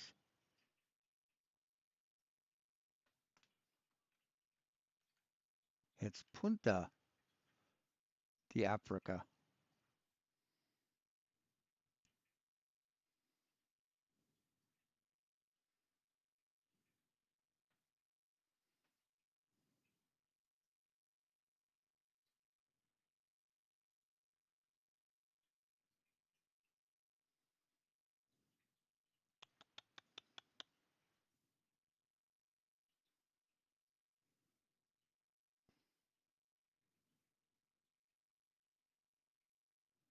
Yeah, I'm looking at these mountains, man.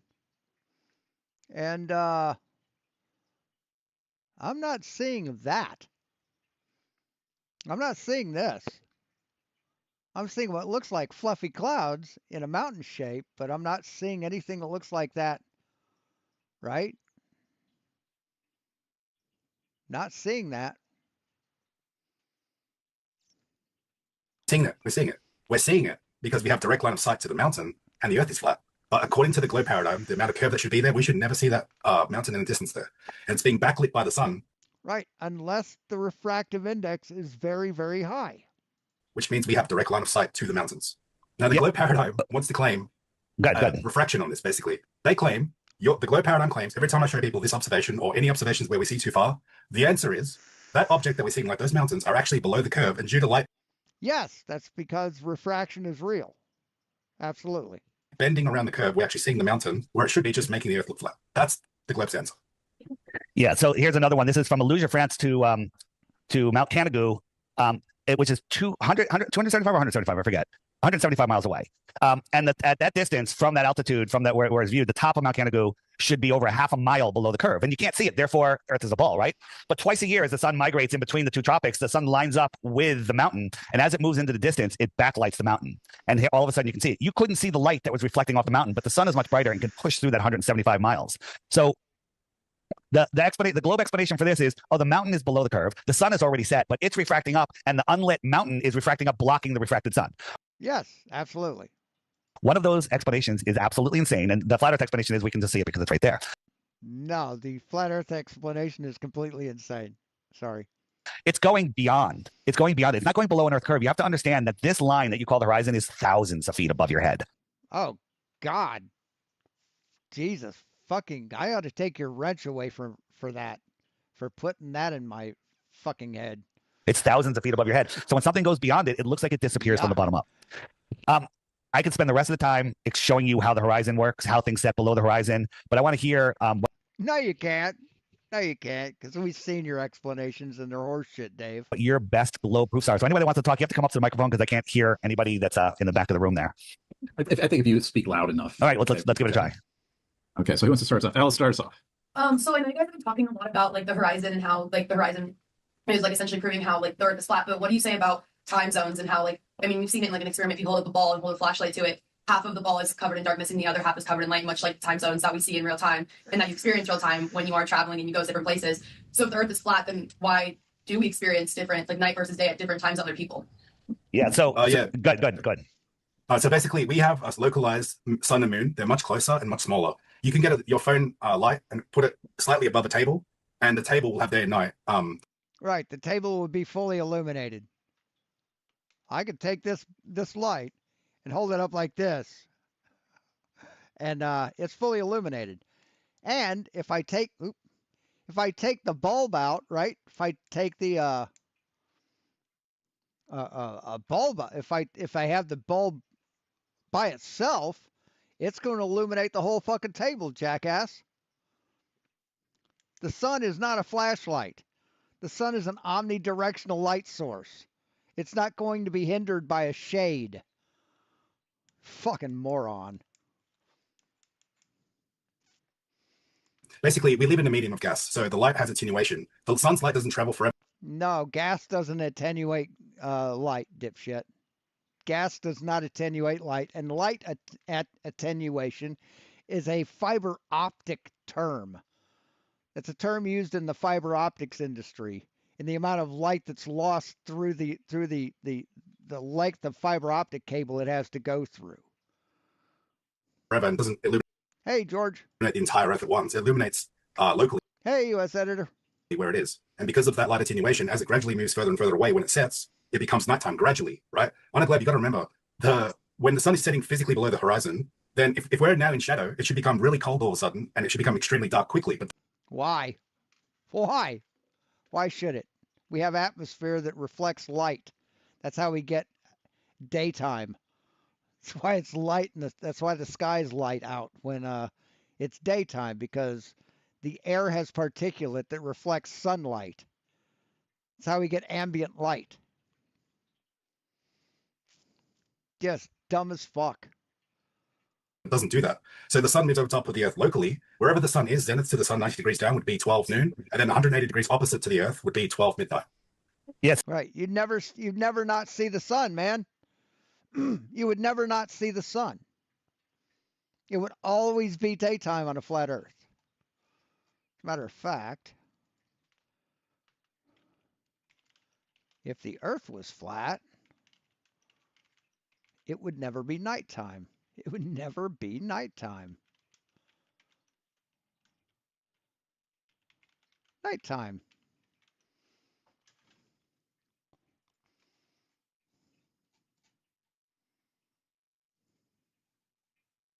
So this is the Gleason's map, which is one of the maps that we use to map out the Earth. Now we don't have right. That's a projection of the globe onto a flat surface. Access to everything, billions of dollars and stuff. So this is a map that was removed from all the libraries in the world in the 1950s. It was taught. No, it wasn't. No, it wasn't. But think about this. No, the flat earth was never fucking taught as a subject in public schools, Dave. Ever. Fucking ever. No accredited school has ever taught flat earth as a subject. You just said you have the sun, a sole source of light, lighting up a ball. It always lights up half the ball. Well, that's not true. That's not true. There's a couple days a year. Yeah, that is true, Dave. It always illuminates half the ball. Well, slightly less than half because of geometry. Where the sun lights up, they say 99% of the population. That's just a population thing, but it lights up 70 plus percent of the Earth. This is directly from the Weather Channel. No, it doesn't, Dave. No, it doesn't. Lights up 70% of the Earth. So let's take a quick look. No, it illuminates half the Earth, dipshit. On how that works. So this is where the sun is. And if you look, South America's in the light. California's just having sunrise, and sunset is over here. The only thing in the dark is Australia and these islands. This is on August 13th, okay, every year. So we take the Gleason's map, and we'll put the sun right there where I showed you where it was, and we'll try to recreate that same shape, right? So we'll just lift it up. Now, this isn't completely accurate because Okay, Dave, what are you doing? What? See, you've got. Why does the light stop here? See, it's supposed to be illuminating half of it. See, you're trying to compare a stretched out version of the spherical Earth on this bullshit. So he really is a corrupt, lying sack of shit, isn't he? we believe there's a dome that affects the lighting. But if you look, we have the lighting in the same places. Only Australia and these islands are in the dark. All right, that works on a flat Earth map. Now let's do it on a globe. We have the globe tilted at the proper direction. If you look right here, here's in the pink is Australia, and we'll put Australia into the dark right there, right? And then we'll come around to the other side and take a look to see what's lit. Right, we come over here and problem. All of South America is in the dark. All of America is in the dark. Right, because your fucking flashlight is too close, Dave.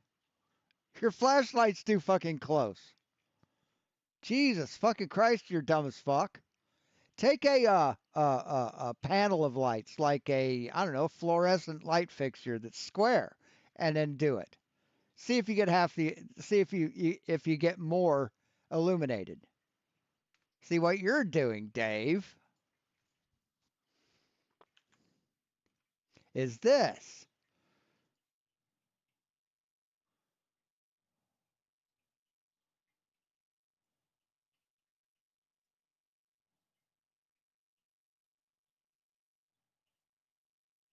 This is what you're doing, Dave.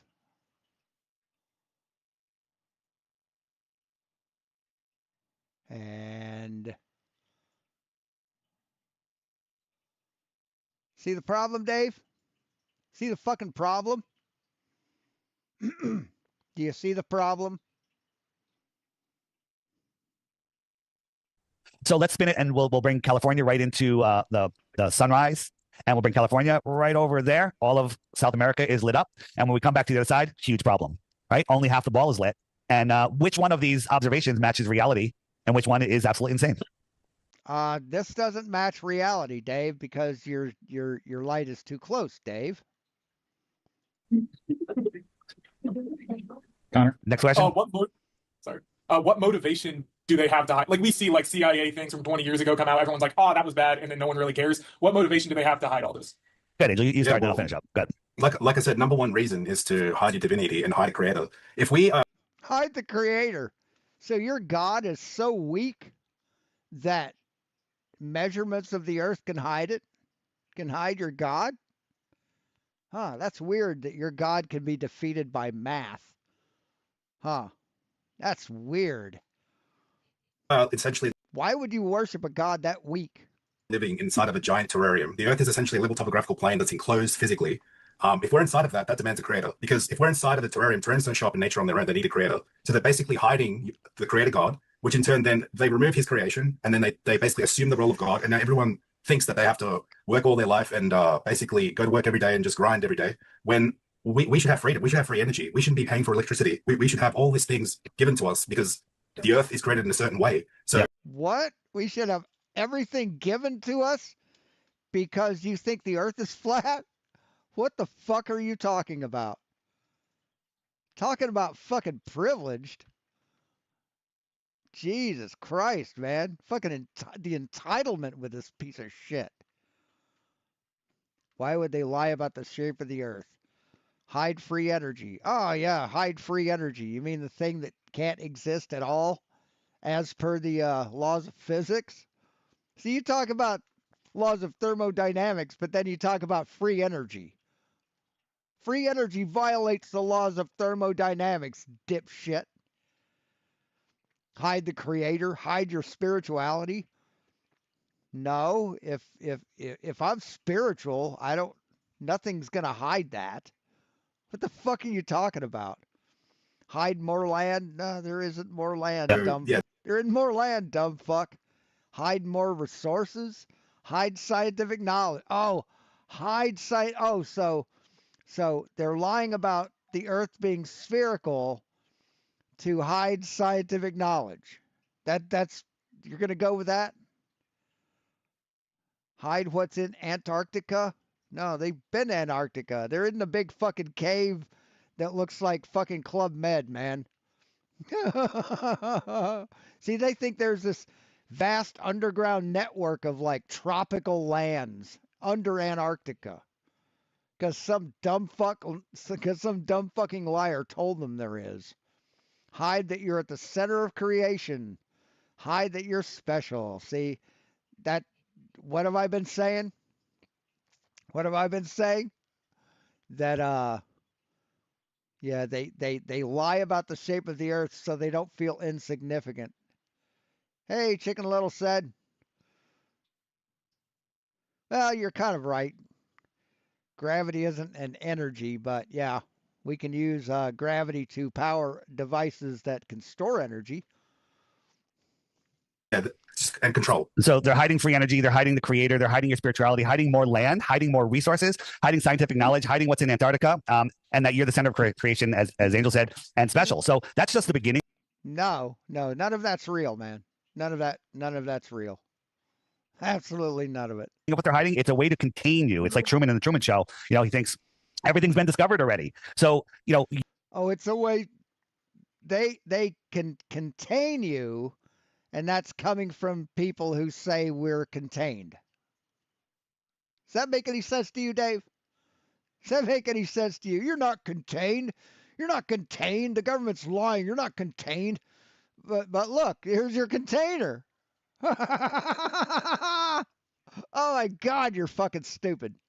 No sense of self-awareness whatsoever. You are an incredible, spiritual, connected being. This place is way more than you were ever taught about. You were taught that this stuff like this is foo-foo nonsense. So what they do is they cap you off with a globe and they say, this is it, that you're not a connected being. You're a random speck on a random speck in an infinite universe, and an asteroid could take you out at any moment. Yeah, that's absolutely true, Dave. Sorry if that hurts your feelings. Sorry if that scares the fuck out of you. But welcome to the real world. That is the farthest thing from the truth. Good night, Elizabeth. So if you guys believe that the Earth is flat, is there like an underside to it or a bottom that like if it's flat, is there something underneath of it, or is it only and the sun only shines on the top?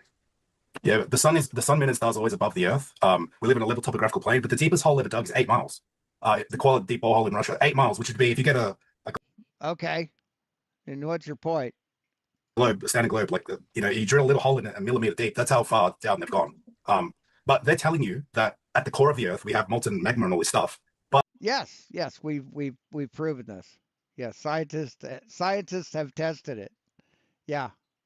Again, how would they even know that when the deepest hole ever dug is like a millimeter down in the globe? So all the countries in the world agree that no one is allowed to independently explore beyond 60 degrees south, which would be about this. No, nobody said that, Dave. That's a lie. That's a fucking lie that you've been corrected on hundreds of times. Why do you keep saying the same lie, Dave? Line. Now, for a very expensive price, I'll take you to this peninsula right here, or this island, we're not even sure, and and show you some penguins and some ice, and then they'll kick you out. But what's out here? No, they won't kick you out as long as you want to stay. Now, if you're on a fucking tour, yeah, you leave with the tour. But no, they won't kick you out of there. The question is, we don't know. I love speculating about it, but I'm going to make no solid claims. What if the Earth was like this? And what if... It's not like this, Dave. It's not like that. You're a liar. You've made shit up. This was Antarctica. And what if this was more land out here, right? What if more land, extra territory? Well, who would live on the extra territory? An extraterrestrial from the out... No, that's not what extraterrestrial means, Dave. See, just because words sound alike doesn't mean they are the same words. Outer space. So there's a lot of stories about this. There's a lot of information about it. I would hang my hat on it, but I can't make any solid claims. This was a map that was found in a Buddhist temple 10 centuries old. It was published in January of 1907, and it shows all of these extra lands out here, all of these extra continents. What if that's where, what if there's other civilizations out there? What if there's freedom out there? They don't want you knowing that there could be more. There used to be airships the size of cruise ships with thousands of people on them, staterooms, theaters. Yes, called zeppelins. Yes, quite a nice way to get around. Problem is they were extremely flammable, and they were filled with hydrogen, which is extremely flammable, and any kind of a spark or static charge or a static shock can fucking destroy them. That's why we switched to other things, Dave. Hey, Rosinante. Restaurants that traveled all around the world. And they don't want you to know that. They demonized airships with the Hindenburg blowing up, which was a staged event. No, you're saying they staged the Hindenburg and killed thousands of people or hundreds of people? You're a fucking monster, Dave. You're a fucking ghoul. It'll be like one airplane crashing. And they go, that's it. No more airplanes forever. So again, they're hiding freedom, resources. No, see, we have airplane crashes, but we know how to fix problems when an airplane crashes. Dave, you're a dumb fuck. You're a liar, and you're gaslighting these kids. And divinity, your own divinity. Carter, you have a question? Yeah. So when you guys refer to like they are hiding it from us, who is they? Is that the government? Who is? Yeah. Well, so it's again, we don't even know who they are. So I'm just looking for here it is. So these are the ones that we do know. These are unelected officials. You may have heard of some of them. The Council of Foreign Relations, the United Nations, the Bilderberg Group, the Club of Rome, the Royal Institute of International Affairs, and the Trilateral Commission. These are the people and the giant corporations that run the world. They're all unelected. They are running all of the governments. The governments don't make any decisions without these people telling them what to do. So there's a lot of very, very weird stuff going on. That's a fucking lie, Dave. That's an abject lie. But they're doing everything they can to control you. When the truth is, you don't have to let them control you. And in my opinion, for this to answer that question, I look at it biblically. I literally think that it's kind of like God versus Satan, and Satan is the one literally behind all of the deception that happens. Well, that's funny because the Earth isn't flat. We've measured it. So guess who's winning? On the Earth. Next question. No, if anyone has a globe proof, right? Because think about this. Earth is a globe. You've been taught it your whole life. You've watched movies about it. You've never even questioned it. Can you come up with one proof that's exclusive to the globe? I have a... Yeah, here you go. 3645? I don't think I'm...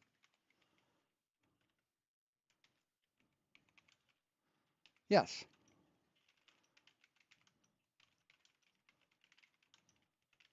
Can only match latitude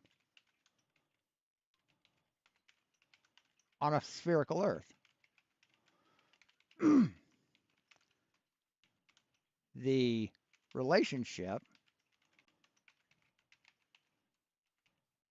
between angle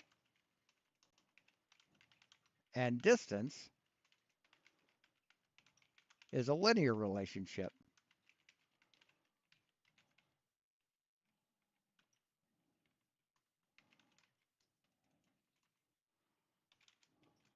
On a flat Earth,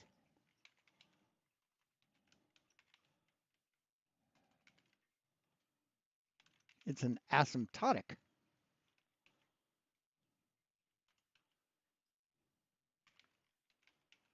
relationship. Probably spelled that wrong.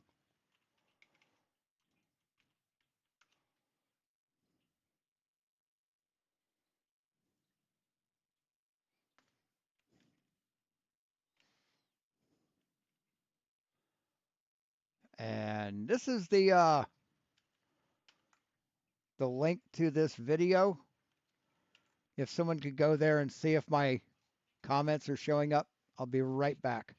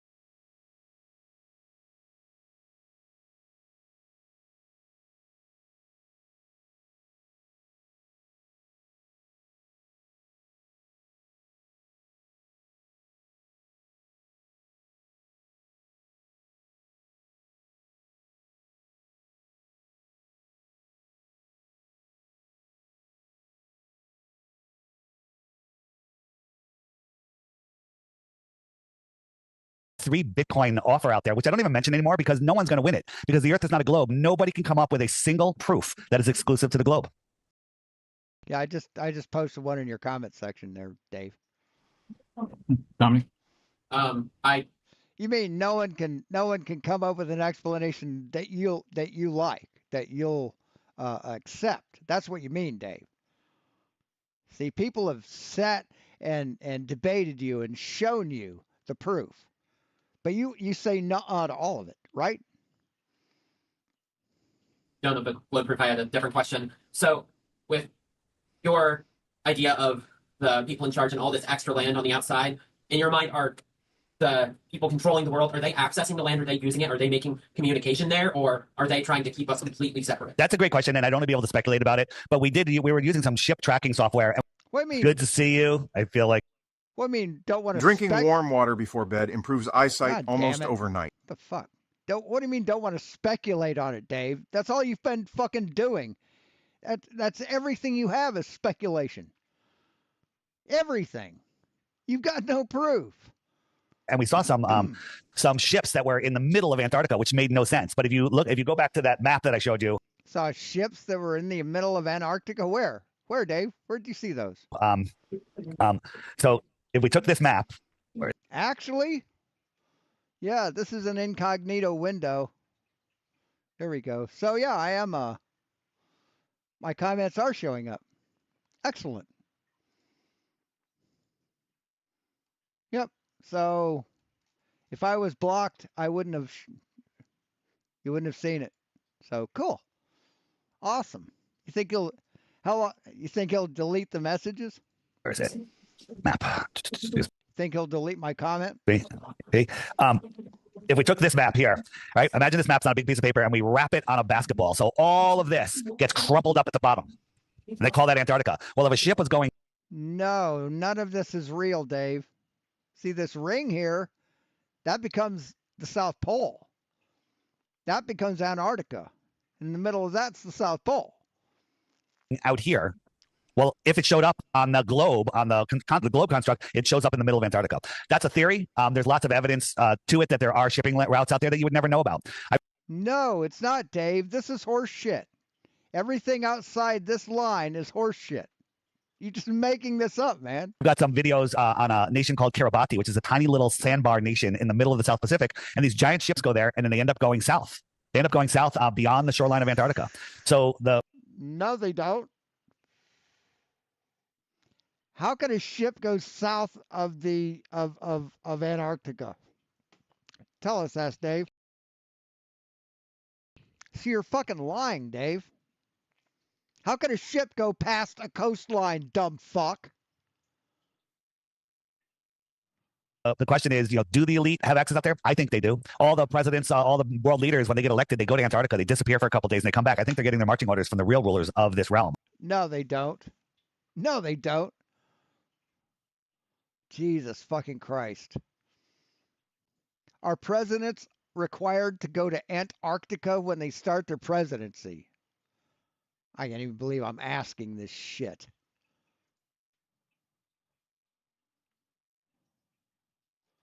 No.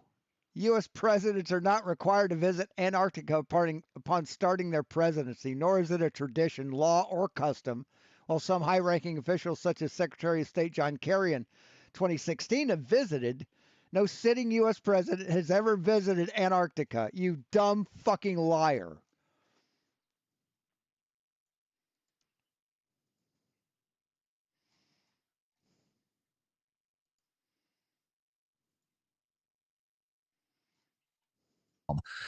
Again, a lot to take in. You guys are seniors. You're tired of school. You don't want to realize that you didn't waste, but you were taught a lot of nonsense and you don't want to take the time and effort to learn new stuff. But let me tell you this. If you take the time. See, this is just harming their education, man. Having an adult tell them, yeah, everything you're doing in school is useless and worthless. What the fuck? And that their teacher is allowing this shit. Motherfucker should be fired. Sent to fucking jail for this shit. I've been doing this since 2013, 2014. Angel's only been in 3 years, right? And it's life-changing. If you actually do this, you will take your power back from the controlling bodies of this world. We have So is that about You mean the princes and principalities? You mean those guys?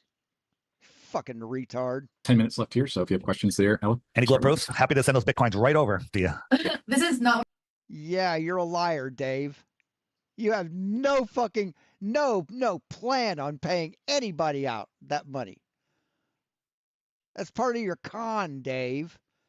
It's called cake. Oh, you need to show me the proof of the globe, because man, this cake is so delicious and moist. Oh, I just can't. I just want to give it to you, but oh, and it's so delicious and moist. You really want to get this cake, so send me your shit. Fucking liar.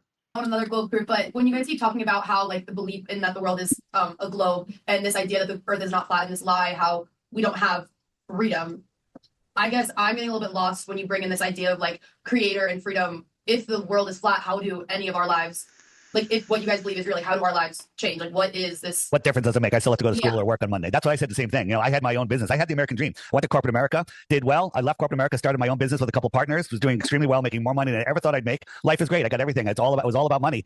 But then my investigation into deceptions of this world started interfering with my work, and I had to make a decision. And I walked away from it all to spread messages to. Oh, you mean COVID? I mean you started spreading horse shit about COVID? Medical misinformation about COVID, and you got fired from your fucking job? Mean that? People like you and others about this. I've done over 1,400 interviews, and if you watch 10 of them, you end up being a flat earther for sure. But it changes everything. I don't have to go to work on Monday. I'm not in Connecticut right now. I'm in Mexico. Okay, so you know everything changes when you take your power back and realize what this world is, and it's beyond unbelievable. Imagine that you lived in a building that was 100 miles wide by 100 miles long by 300 stories tall, right? 400 stories tall, make it just a gigantic building. In there, they have trains, they have mountains, they have parks, they have colleges, they have Costco's, they have airplanes, right? You know, in this building. But anytime you got within a mile of the outer wall, they said, oh, no, you can't go there. Turn around. There's nothing to see. There's nothing to see. And your friend's like, there's more. This place is more. This place is intelligently designed. It's not a big bang, you know, made up by a Jesuit priest, Copernicus. It's something more. And you're like, what difference does it make, right? You're imprisoning your own mind. They taught you to fight for your own imprisonment. This is my app, and I offer it to any of you guys for free. It's a $3 app, and there's a little subscription too, but I give it to you guys for free. All you have to do is have your teacher email me the type of phone you have and your email address, and I'll send it to you for free. But in the frequently asked questions page, there's a why the lie section right here. Why the lie? The videos in there will blow your mind. Absolutely blow your mind. But again, you know, it's easier to believe than to know. Elizabeth?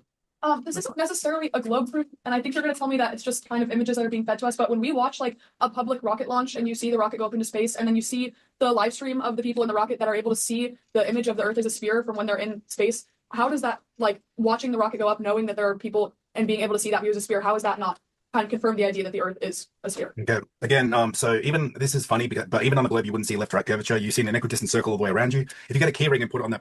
No, you would see curvature, dipshit, just like that. Just like that.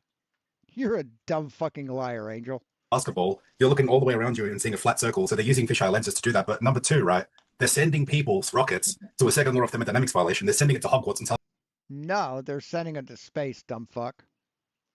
you Harry Potter's real. So basically, anything that goes into a law violation is not going there. I don't care if the government tells me, I don't care if a family member tells me they've been to space. I don't care if I talk to Buzz Aldrin himself. I can prove to you using science that they are not sending people to a space vacuum that doesn't exist. No, you can't. No, you can't. You're an idiot. You cannot do that, Angel, because you're an idiot. You think you're smart, but you're not. Violates natural laws. Which one of these pictures is a painting?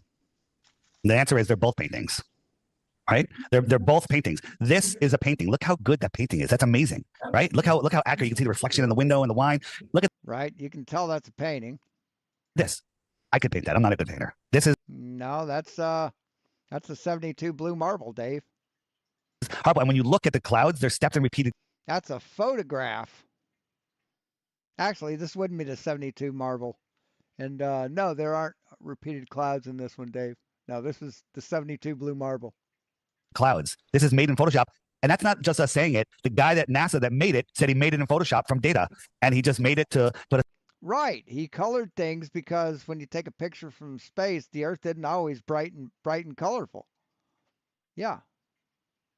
And since it was done, and actually, if this is the one he's talking, if this is the newer one, yeah, this would be the newer one because blue marble, the 72 blue marble doesn't have the United States. It's Africa, I think.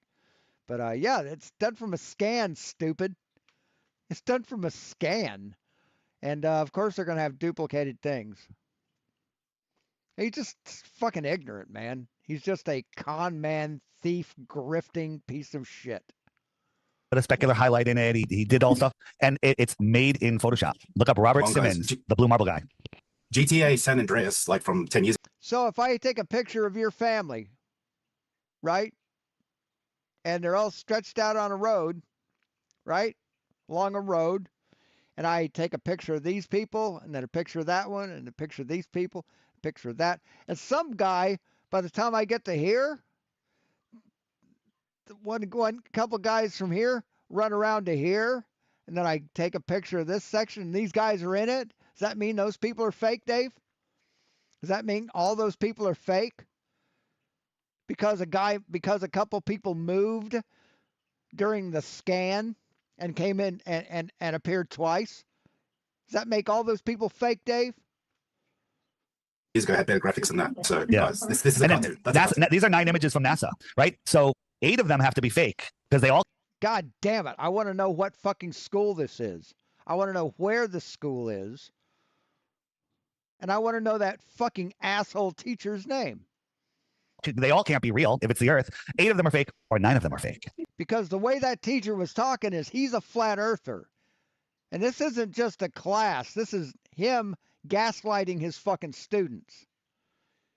Right? So they're showing it. And the thing is, it's hard to understand such a big conspiracy like this. And the next thing you guys are going to say is, well, what about Russia and China and Japan? Their space programs, wouldn't they rat us out? Right? Wouldn't they rat us out? They're all in. Yeah, they would. They would, Dave. You think Russia would do anything to help the United States? Wouldn't do everything they possibly could to fuck us over? It together. All the space agencies in the world train in Florida at a NASA. No, not all the space agencies train in Florida. God damn. God damn, he's dumb. Facility. It's a big scam, not just for money. Money, you can look at it and say, oh, the NASA budget is bigger than everything. The space budget, world space budget is bigger than everything else combined. No, it's not, Dave. No, it's not. The NASA budget is tiny compared to the military. It's very tiny. How big is NASA's budget compared to everything else the government pays money into? We have a pie chart.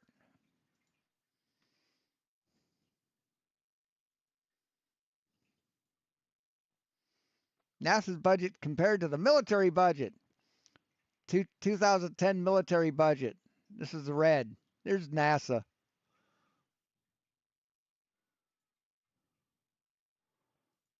Here's a pie chart.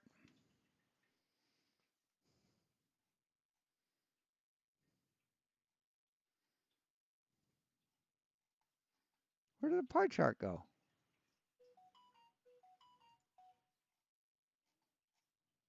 Oh, fuck. I hate fucking websites that load slow because they got so many fucking ads to show.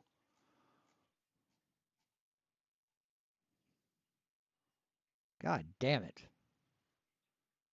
Space budgets. Here we go. The United States. Can't see that. Hold on.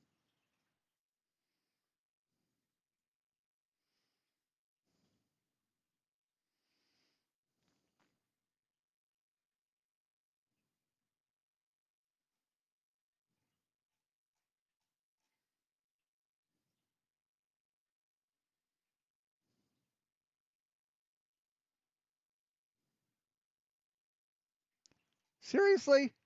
Are you fucking kidding me? This is science, aeronautics, space technology, exploration, space operations. Okay, this is the breakdown of their budget. Here you go. Proposed President's proposed 1.5 or 1.15 trillion dollar discretionary budget. That's this image here. Social Security 31.7 billion. That's 3%.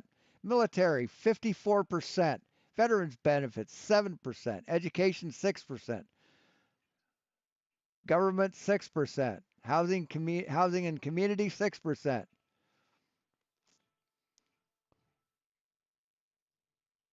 Doesn't have NASA in here, but I'm pretty sure that falls under science. 3%, 3 fucking %, man. So you're full of shit, motherfucker. You are completely full of shit. Everything you say is a lie, Dave. It's about control. It's about making you feel insignificant and making you believe you live on a ball. That's what the fake moon landing is about, right? I mean, they're even saying now that we've never been to the moon. The NASA saying, "Oh, we're gonna go for the first time. We're gonna get into higher than low Earth orbit." They tell us the truth all the time. So before we run out of time, and then we'll finish up. But my website, flatearthdave.com, there's a section called the Crash Course. It's just videos. It's. Oh, I have no idea, Rocinante. I have no idea. It's sometime before 45 minutes in. I don't know. It's just movies. Watch 5 of them, and then you too can be laughed at by your friends and family because you'll be a flat earther. Right. I've watched all your videos, Dave, and I've debunked all of them.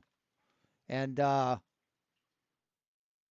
sent you an email about it. Where are my Bitcoin, Dave? You know what you did, Dave? You blocked me. That's the payment I got from you for giving you the evidence that you requested. Real quick here, because we have 3 minutes left here. Does NASA so you are very much opposed to them? They're a fake agency talking of going into fake space. Space is a natural law. It violates natural law. High pressure next to no pressure without a container. So no. It's not high pressure next to low pressure, Dave. It's high pressure next to less pressure, next to less pressure, next to less pressure, next to very little pressure, next to no pressure, next to space. That's how it goes, Dave. It isn't high pressure next to space. You're a liar, Dave.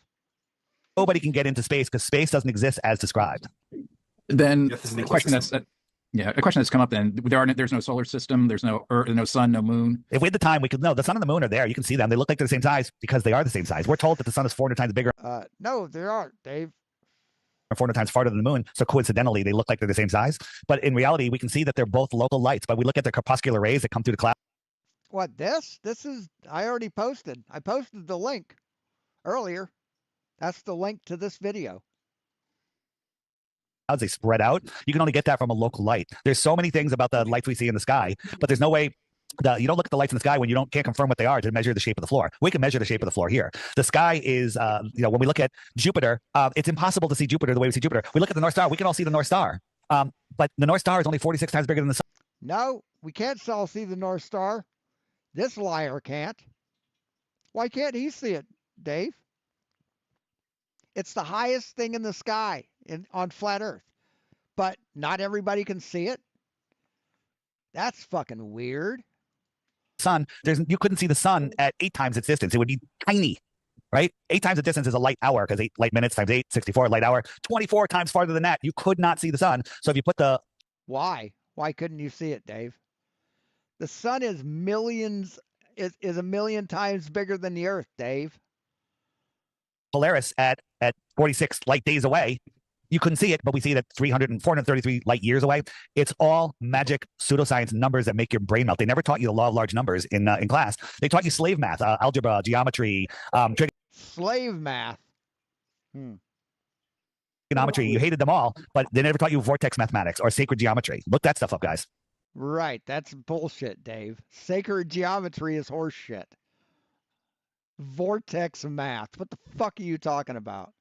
Yep, David, we're about Angels. We're about to wrap up here. The bell's about to ring. We want to thank you for presenting to us. God damn, the kids in this class are like thinking these guys are dumb as fuck. All right, no worries. Thank you. Groundhog Day round 2. Here we go. We do have a student who has a question, and sure. I know the bell was about to ring, so that's why. Good. What's up, guys? I just had one more question. So, if the Earth is flat, how come planes can't fly in straight lines? They only fly. They do fly in straight lines. They only fly in straight lines. No, they don't, Dave. They fly around the Earth. It's called straight. So if planes fly in a straight line, so if planes fly in a straight line,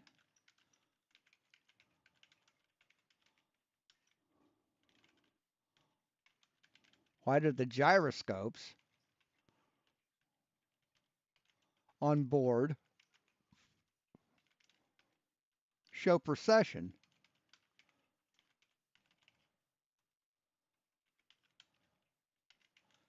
as if they were flying around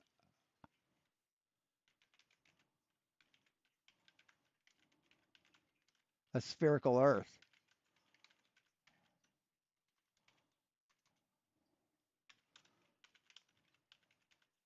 The only way for a gyroscope to process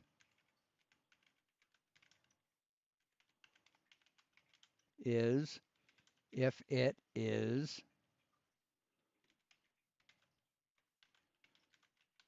out of its orientation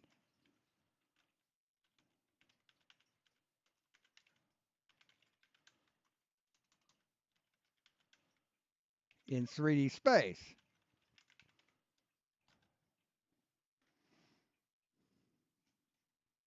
Straight and level, they do. It's called straight and level flight when they level off, and they don't adjust for curvature, earth rotation ever. Yeah. So let me just show you real quick. Give me a second. So this is where is it? Oh yeah. So this is a flight from New Zealand to Argentina. This would the flight aware says this is the shortest route, right? Makes sense, right? Here's Yeah, that's the shortest route.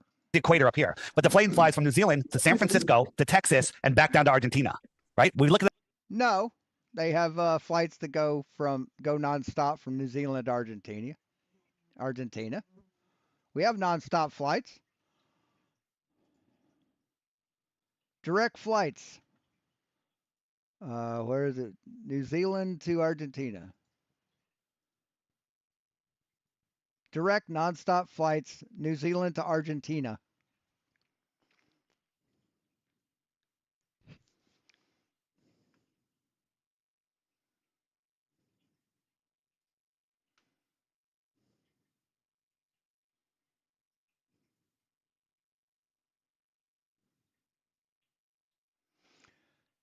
Direct nonstop flights from New Zealand to Argentina are limited, with typically 2 flights per week operating from Auckland to Buenos Aires, often serviced by carriers like China Eastern Airlines. The flight duration is approximately 12 hours. So, yeah.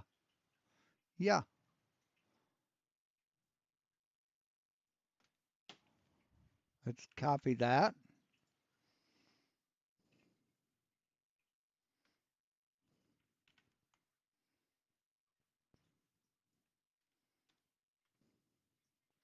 God damn it.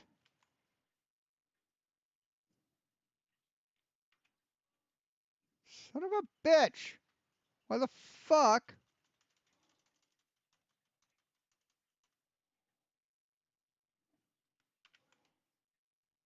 What the fuck? Why is it not letting me type this shit in? What the shit?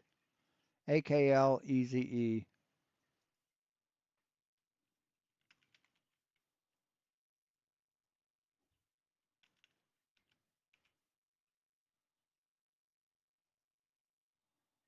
You've got to be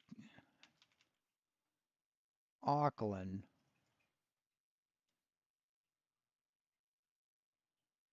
EZE.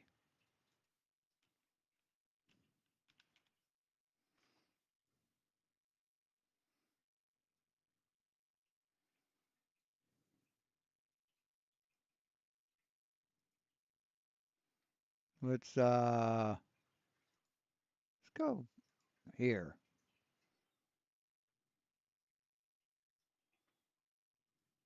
Through April.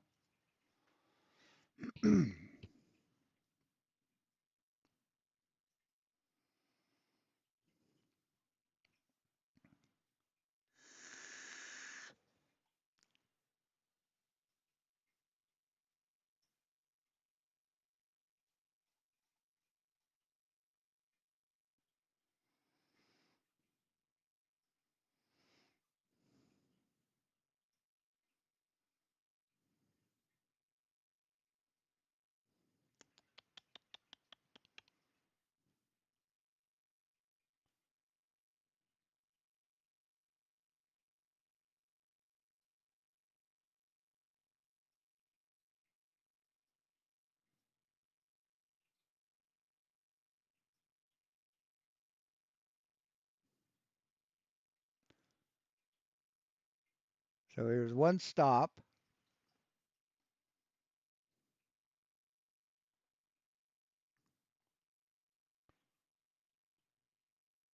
I don't want one stop. I want nonstop.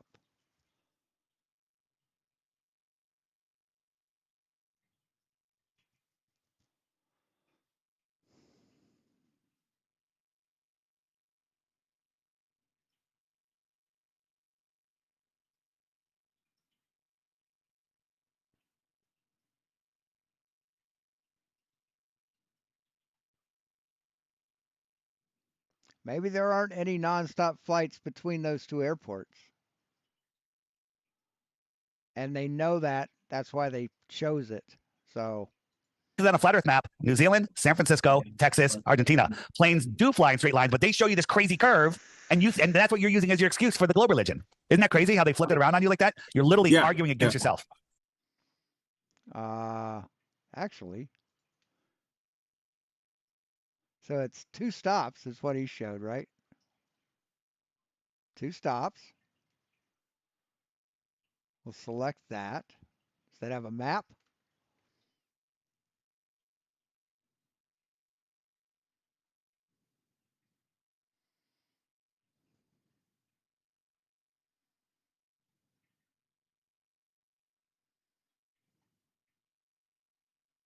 Doesn't have a map. God, what a fucking shitty website.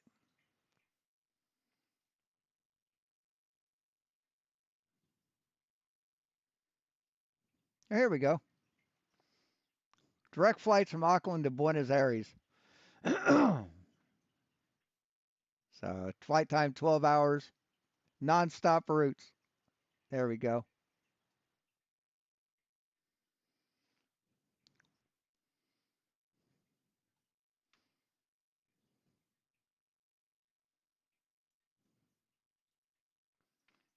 So there you go. Yeah, it's a two weekly flights. Probably cost a shit ton of money. But there you go. There is a flight that's nonstop between Auckland and Buenos Aires. So I don't know what to tell you, Dave. You're a lying sack of shit. Check out my website. Check out Angels of Light on TikTok. He's on live in the mornings on Okay, School. I'll check it out. All right, Check it out. Thank you, right. guys. Gotta go. Gotta go. Thank you.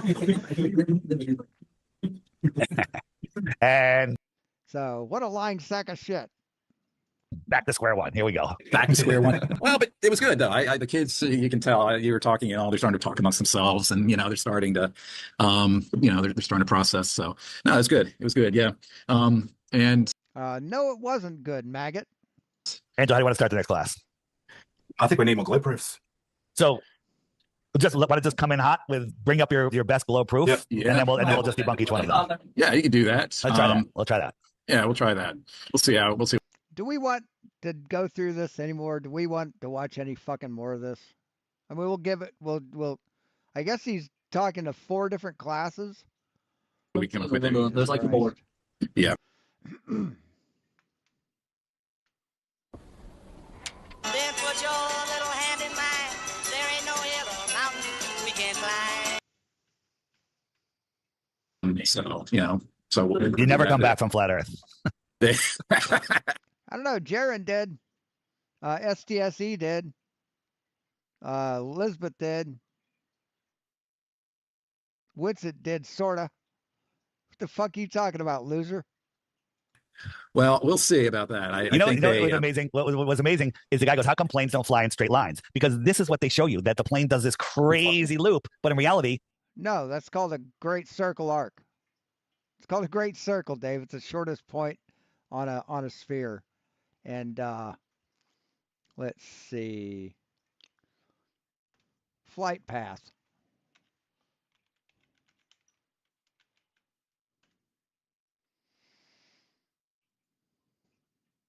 Yeah, see, this is what it does, Dave. It flies south. See, it flies south, Dave. It doesn't fly north. All right, this is Qantas from Sydney to San Diego on a flat Earth. Yeah, that's what it would look like, dipshit. Right here. That's what it looks like in real life. So you're a liar, Dave. You're a fucking liar. See, this is how it goes right here. Starts from China, hits Auckland, and then continues on. See, that's a nonstop flight from here to here. From here to here. See, this is where it originates in China, because it's China Air. Gets to Auckland, flies straight on to Chile. So you're a dumb fucking liar, Dave. It is flying a straight Yeah, line. maybe we start off with that because I think the other students may have that question as well. So I'll start off with that, and then we'll go straight into let's have them tell us why they believe in the ball religion. Sounds good. Sounds good. Riley, how did Friday go? Oh, did. How in the world does that sound good to you? Okay. Well, thank you, Hi, my mom bakes cakes. Fighter Dave and Angels of Light. We appreciate you zooming us here. So let me just flip you around here so you can say hi to everybody. Everybody say hi. Hey, everybody. All right. Well, yeah, take it away. So we're going to do this one a little different than the first class before. And when this is all done, I am going to have just our side. You guys won't be on the video. I'm going to upload all these videos. I encourage you to watch all the classes that we do today because I think it'll tie it all together. You guys are seniors. You don't want to, you're tired of learning. You can't wait to get out of school. And when I come here and say, well, 90% of the stuff that you were taught is not real, you weren't lied to. You were just taught what the teachers were taught. You're not going to want to believe that. You're going to reject it. And you're going to base that on all the stuff that you were taught that you stored as truthful information. An example I gave in the first class is, did you guys know that I used to be the president of the United States? So now when somebody asks you who was the president of the United States, you're going to remember that thought, but you're going to totally treat it as untrue. And you're not even going to need to verify it because it's pretty clear that that's not true. At least that's what you think. So again, when you have something stored as false or real, you base everything else on that. So what if the stuff that you have stored in your mind as real is false? Then everything. No, that's not. Jesus, Dave. No, that's not right at all. We don't base what we know as true on shit we know to be false. We base stuff that we know to be true on evidence. Measurements. What the fuck are you talking about? You're just deliberately confusing and gaslighting them, Dave. It's a sick thing you're doing. Everything else that you're judging is going to be false also. So real quick, we're going to jump way forward here. At the end of the last class, the guy came and he goes, if the earth is flat, how come airplanes don't fly in straight lines? And that's an amazing question. So here we have New Zealand here, right? Australia's right around the corner where Angels is, and they want to go to Argentina in South America. Now, FlightAware says this is the shortest route on the globe. Right here. It's not going over Antarctica. There's other islands out here if it needed to land. No problem. That's the shortest route. But in reality, that flight goes all the way up over the equator to San. No, it doesn't, dumb fuck. It most certainly doesn't. Here it's on a flat Earth. Where is it? Here it's on a flat Earth, and this is the path it takes, Dave. This is on a flat map. This is the path it takes. You fucking liar. San Francisco, then over to Texas, and then all the way back down to Argentina. That seems like a huge waste of time and space.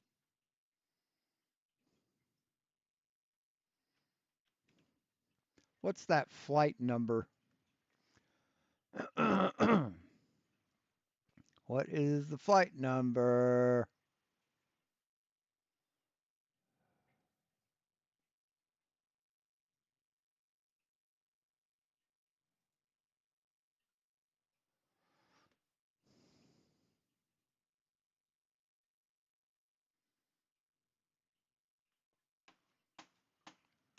Doesn't give a flight number.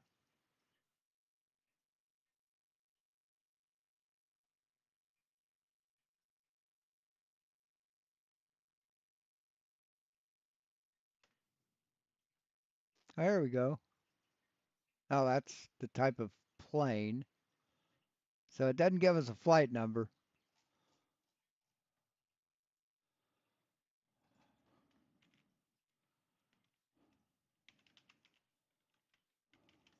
There are flights nonstop from Argentina to New Zealand.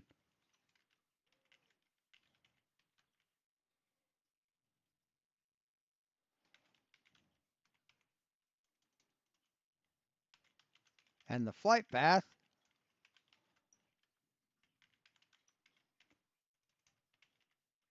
does not go north. Not go north.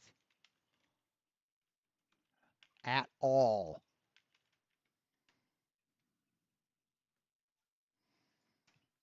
But if we look at it on a flat Earth map, New Zealand, San Francisco, Houston, Texas, Argentina, reality says it does fly in a straight line. Cartoons say it's flying in a curve. Angel, anything you want to add on flight? And then we'll just go to, we want to hear from you guys. It's 2026. You've been taught your whole life that the Earth is a globe. You believe the Earth is a globe. We want some evidence. Go ahead, Angel. Yeah, aviation pretty much destroys the globe Earth because every pilot, whether they like it or not, has to treat the Earth as flat and stationary when they No, they don't. fly, just like the manuals say. No, they don't. Manuals don't say to treat the Earth as flat and stationary. No flight manual ever says that. So you're getting confused with those leaked CIA documents that say we assume the Earth to be flat and stationary. You know what happens when you assume? You know what that word assume means? It means we take what we know and we believe something different. There's no curvature adjustment, there's no Earth rotation adjustment, and they should be adjusting for that on a globe, obviously. If the Yes, the gyroscopes have to compensate for curvature constantly throughout a flight, there, Angel. You're a liar. You've been educated on this. globe is curving down away from them at 80 just per mile squared, they don't do that ever. I've debated many pilots, I've debated so many pilots now, and they all prove it's flat whether they believe it's a globe or not. No, they don't. No, they don't. That's your invincible ignorance. See, everything anybody says always proves you right. That's called invincible ignorance. Because they have to treat the Earth as flat and stationary. And you can go check them out on TikTok, Angels of Light TikTok, where I debate all the pilots, and you'll see it for yourself. All right, let's go. You guys, whether you know it or not, that you're in a religion. It's called the globe religion because you have no evidence. No. So you still don't know what a model is. We want evidence today of what makes you believe the Earth is a globe. Right now, teacher asks you, is the Earth a flat or a globe? I think you're all going to say globe. All of you. So why is that? Why would you say globe? What is the number one reason that you think the Earth is a globe? And then we can address it. And Flyer, I believe there's also a financial incentive that you've offered to disprove. Oh yeah, 3 Bitcoins if you can come up with one globe proof. 3 Bitcoins. You guys know what that is? It's like 300 grand right now, right? 3 Bitcoins, and I'll send it to you today, right? If you can come up with one proof that the Earth is a globe. One. Show me some curvature. Something. All right. So he wants to start us off and defend the rounder. And if you don't have a proof, you can, and you only have a question, you can start out by saying, I don't have any globe proof. It's 2026. I don't have any globe proof, but I'd like to ask this question and we'll honor it. Go ahead. So I'd just like to ask, what's your, I guess, refutation of the horizon? Why does it go down in your view? So you don't have any globe proof. You just have a question about the horizon. Is that correct? I mean, the horizon is globe proof. I'm just asking, what's your counterpoint to it? Yeah. Angel, you want to start while I pull up an image? Yeah. So first of all, the horizon is the apparent location where the sky meets the Earth's surface. It's got nothing to do with curvatures, limitations of your vision. When a boat goes away, limitation of your vision, then how come you can see shit beyond the horizon? Why can you see stuff beyond the horizon, Angel? Our eyes do not have limitations like that. away from you, it should go behind the curvature of the Earth and become physically obstructed. Like if you duck behind a hill and Yeah, it does. Yeah, shit does. Boats go over the horizon and they're obstructed until you can't see them anymore if they go further away. It's exactly what happens, fucking liar. I'm done. I can't. No, I can't handle any more of this shit. I've been on for 2.5 hours. Fuck these guys. These guys are lying sacks of shit.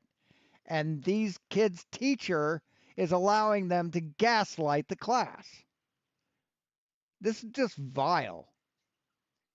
Just fucking vile. And I'm done with this for the day. Thanks for coming, guys. Thanks for watching. We'll talk to you later.